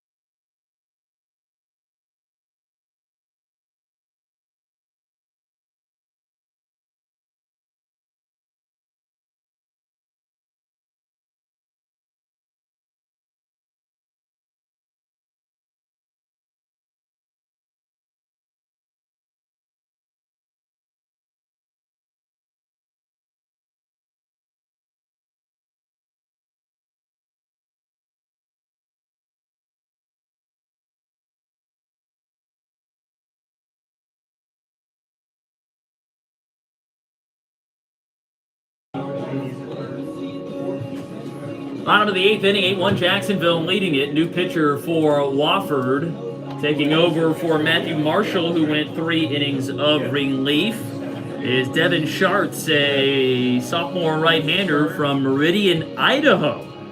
How about that? So tonight's starter hailed from Eugene, Oregon. Now the third pitcher used by Wofford tonight comes from Meridian, Idaho. Mountain View High School. Lots of sharks in Idaho. It's the potatoes. Pretty far left. Alright, man, y'all signed in, I'll get them all tomorrow. See you later. So he finishes getting loose, and he faces the hot-hitting Jackson Grabsky to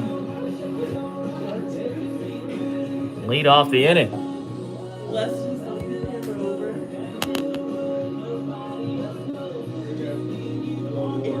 See if Grabsky can keep it going. He's got 3 hits here tonight, 3 for 3. Third baseman number 17, Jackson Grabsky.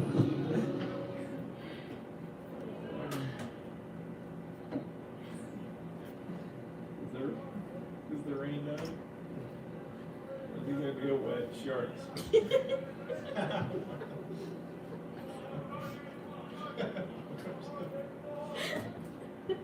Hey, let's grow up in here. Short sets his first. Fastball up high, and Grabsky, who's displayed a really nice eye here throughout the course of the night. Please shut up. I think he is really starting to piece it all together. 1-0 pitch. Way upstairs again. There's a reason why he earned the opening day starting nod at third base, which I was corrected earlier in the year by the only man who knows more about Jacksonville baseball history than maybe Terry Alexander himself, Spencer Stockton. He reminded me that, as the 2-0 pitch is in there for a strike, that previously I'd mentioned that Sam Armstrong was the last Dolphin to open up opening night at third base as a true freshman. But no, Sam did not start that day. Alex Seifert started that game. And Sam started game 2. Grabsky with a 4-hit night as he shoots one into the gap in left center field. And a big turnaround first, but he puts on the brakes there. 4 for 4, Jackson Grabski.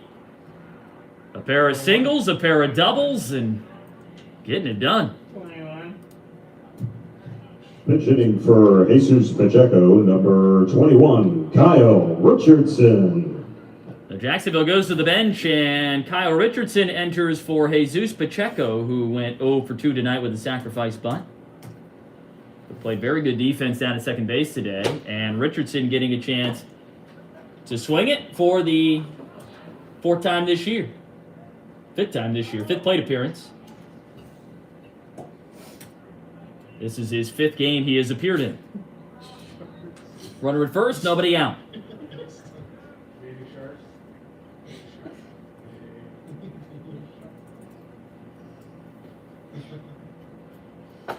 First pitch, in at the knees to Richardson for a strike. Alright, these guys gotta move their arm. Yeah, seriously. Hugh, can you go yellow? Yeah. I can't see the plate. All they gotta do is choke up a little bit. And a swing and a miss on a breaking ball, and it's 0-2 to Richardson. Top of the order awaiting on deck.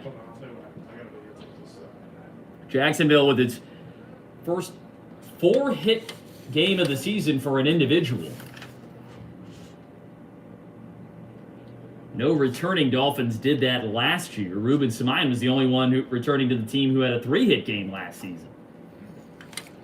The 0-2. And then a strike 3 called on a low pitch at the bottom of the zone. And Richardson down on strikes. Center fielder, number 4, Ruben Poole might just be Samayan. cold and wet and ready to go home at this point. And he knows in an 8-1 game, maybe that expand that zone a little bit here and there. So a strikeout for the first out of the inning, and here is Ruben Samayan, who is 1 for 4. Grabski down at first base, and they'll check on him. He's back in standing up.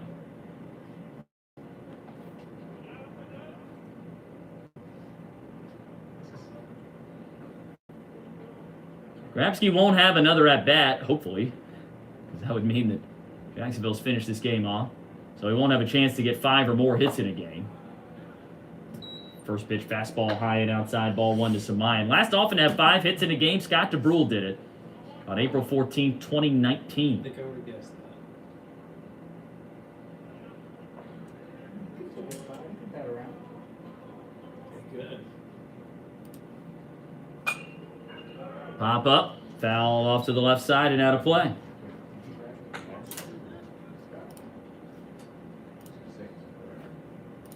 Question is, how long would they leave Sharks in the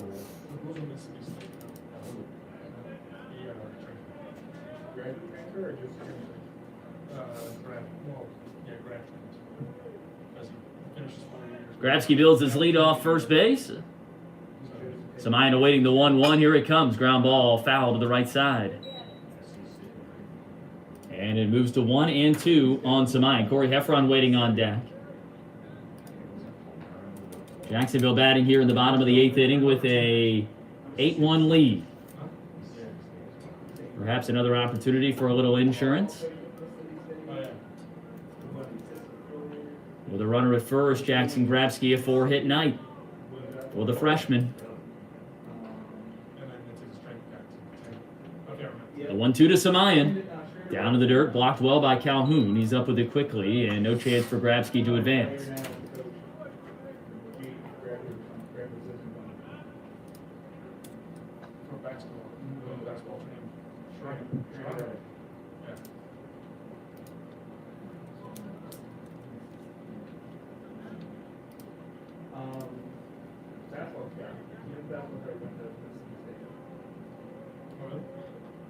Jacksonville just 3 outs away defensively from closing out the first series win of the season. And this has been an impressive effort so far here this weekend. Welcoming in a very talented Wofford team who's 7-2 on the year coming into the weekend. 2-2 pitch, swung on a miss. Nice breaking ball there.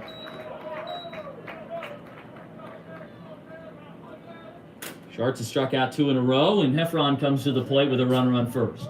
Catcher number 18, Corey Heffron.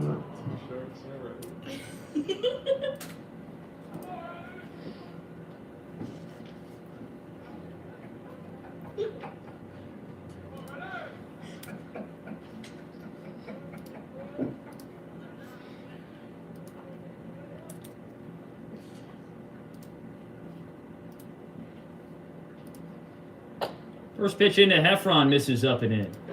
4-1. Heffron tonight, he was hit by a pitch back in the first, drew a walk. He's coming to score both times he has been on base here this evening. And while, again, that batting average isn't going to reflect a guy that is getting a ton of hits, he is finding ways to get on base. That's why he's hitting in the 2-hole. A 1-0. Slider for a strike at the top of the zone. And Coach Hayes has faith that that average is going to come around here. Veteran guy, Heffron, a lot of at-bats.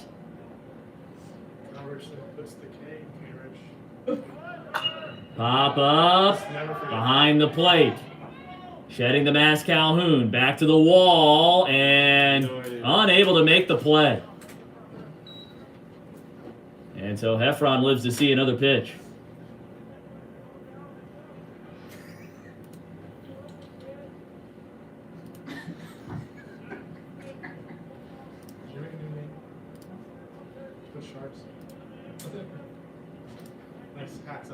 One ball, two strikes on Corey Heffron with a runner at first.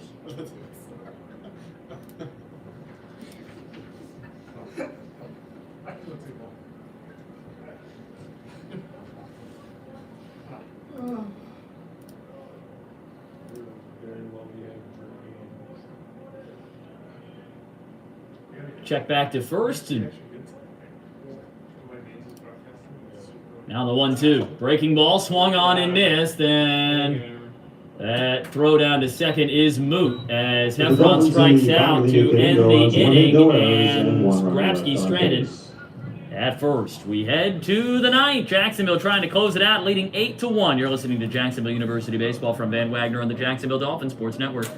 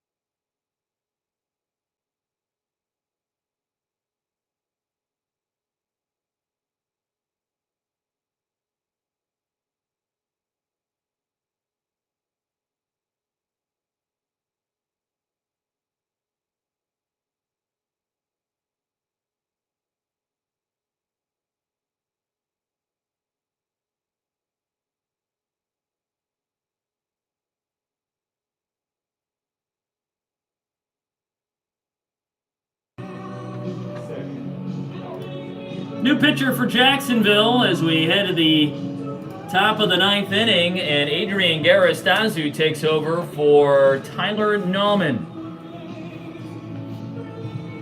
Nauman done after 2 1/3 innings of relief. He allowed 3 hits, no runs, and struck out 1. And now Adrian Garistazu making his first appearance in a while, just his 3rd appearance of the season. Pitched twice opening week, but did not pitch last weekend at Troy, and did not pitch in the midweek either against the Citadel. So, while Nauman may have been able to just finish things out, probably part of this is we got to get some guys some work here. So, Garistazu pitching for the 3rd time this season, 2 2/3 innings. He has given up 3 hits, 2 runs, struck out 4, walked 4. Also, Kyle Richardson stays into the game to play second base after pinch hitting for Jesus Pacheco in the bottom of the 8th. 8-1, Jacksonville on top. And Garistazu finishing, getting loose. Yeah, looks like he's gonna lead off though. Garistazu faces what is supposed to be Hester, Rose, and Renwick. We'll see if that all stays the same this inning or not, and it looks like we already have a pinch hitter here to start things off. Aaron Thomas making his way to the plate in the spot of Hester, the right fielder. Pinch hitting for Hester, number 22, Aaron Thomas. So Thomas comes into the ballgame. A 6'2", 215-pound utility man freshman from Chesney, South Carolina.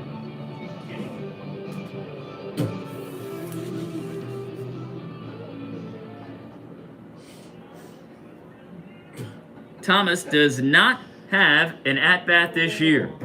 This is the first game he has appeared in. And the first pitch is a strike from Adrian Garistazu to Aaron Thomas.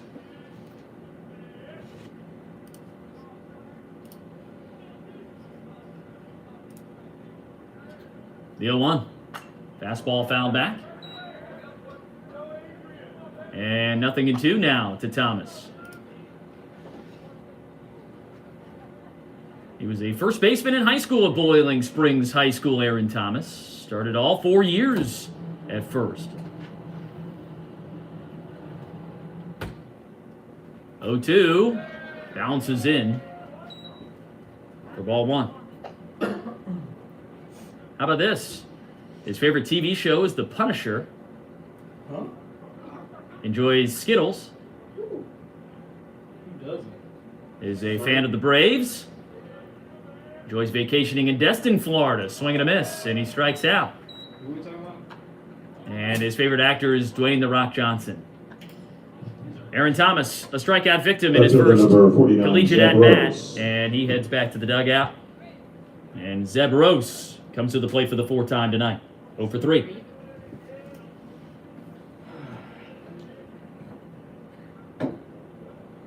Garistazu with his 5th strikeout of the season to start off the 9th of an 8-1 ball game.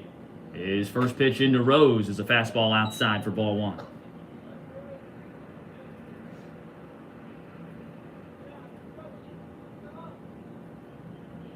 Shark struck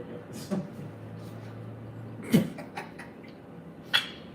Hot shot back up the middle. Samayan lays out. Did he make the catch?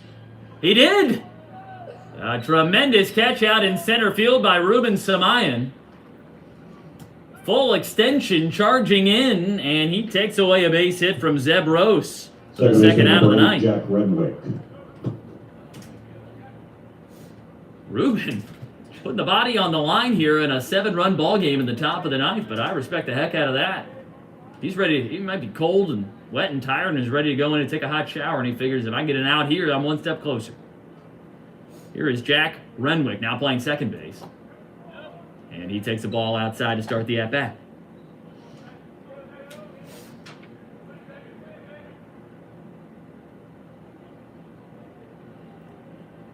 Garistazu sets and fires, and the 1-0, I think it hit him. Did it not? No, it bounced in front of him and then bounced past him. Boy, that was a little overthrown there by Garistazu. Gets a fresh baseball, goes back to clean the spikes, and now settles back onto the third base side of the rubber. 2-0 with 2 outs and the bases empty as the drizzle starts to fall here again at John Sessions Stadium. 2-0 pitch. Fastball at the knees for a strike. It rained for the better part of an hour throughout the middle of this game. And then it subsided for about an hour, and here we are again with the drizzle starting to fall. The 2-1. Down low for ball 3.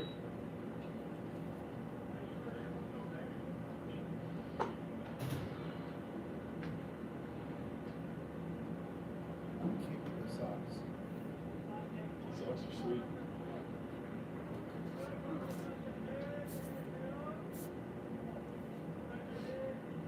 Garistazu ready. He sets and delivers the 3-1. Fastball at the knees for a strike. These two teams back in action tomorrow at 1 o'clock to finish off the series on what the weather report is initially saying will be a much nicer day. Sunny in the low 60s. 0% in 7 days. Payoff pitch with 2 outs is fouled out of play to the right side. We'll do it again. Yeah, it is. Garistazzi can finish this off. Man, what a weekend this has started off as for this Jacksonville group. 18 runs through 2 games. The pitching has been strong. Defense has been strong as well. Payoff pitch hit on the ground down towards short. Jalila sliding stop up with it. Throws high to first. Coypel had to leap off the bag to make the grab and unable to come back down on in time. Renwick with an infield single to extend this one. Catcher number 28, And Andrew Calhoun. Andrew Calhoun comes to the plate. That was almost a web gem there by Jalila to end this one after Samayan made the sensational play in center just a few moments ago.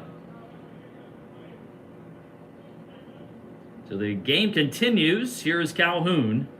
0 for 3 tonight with a ground out.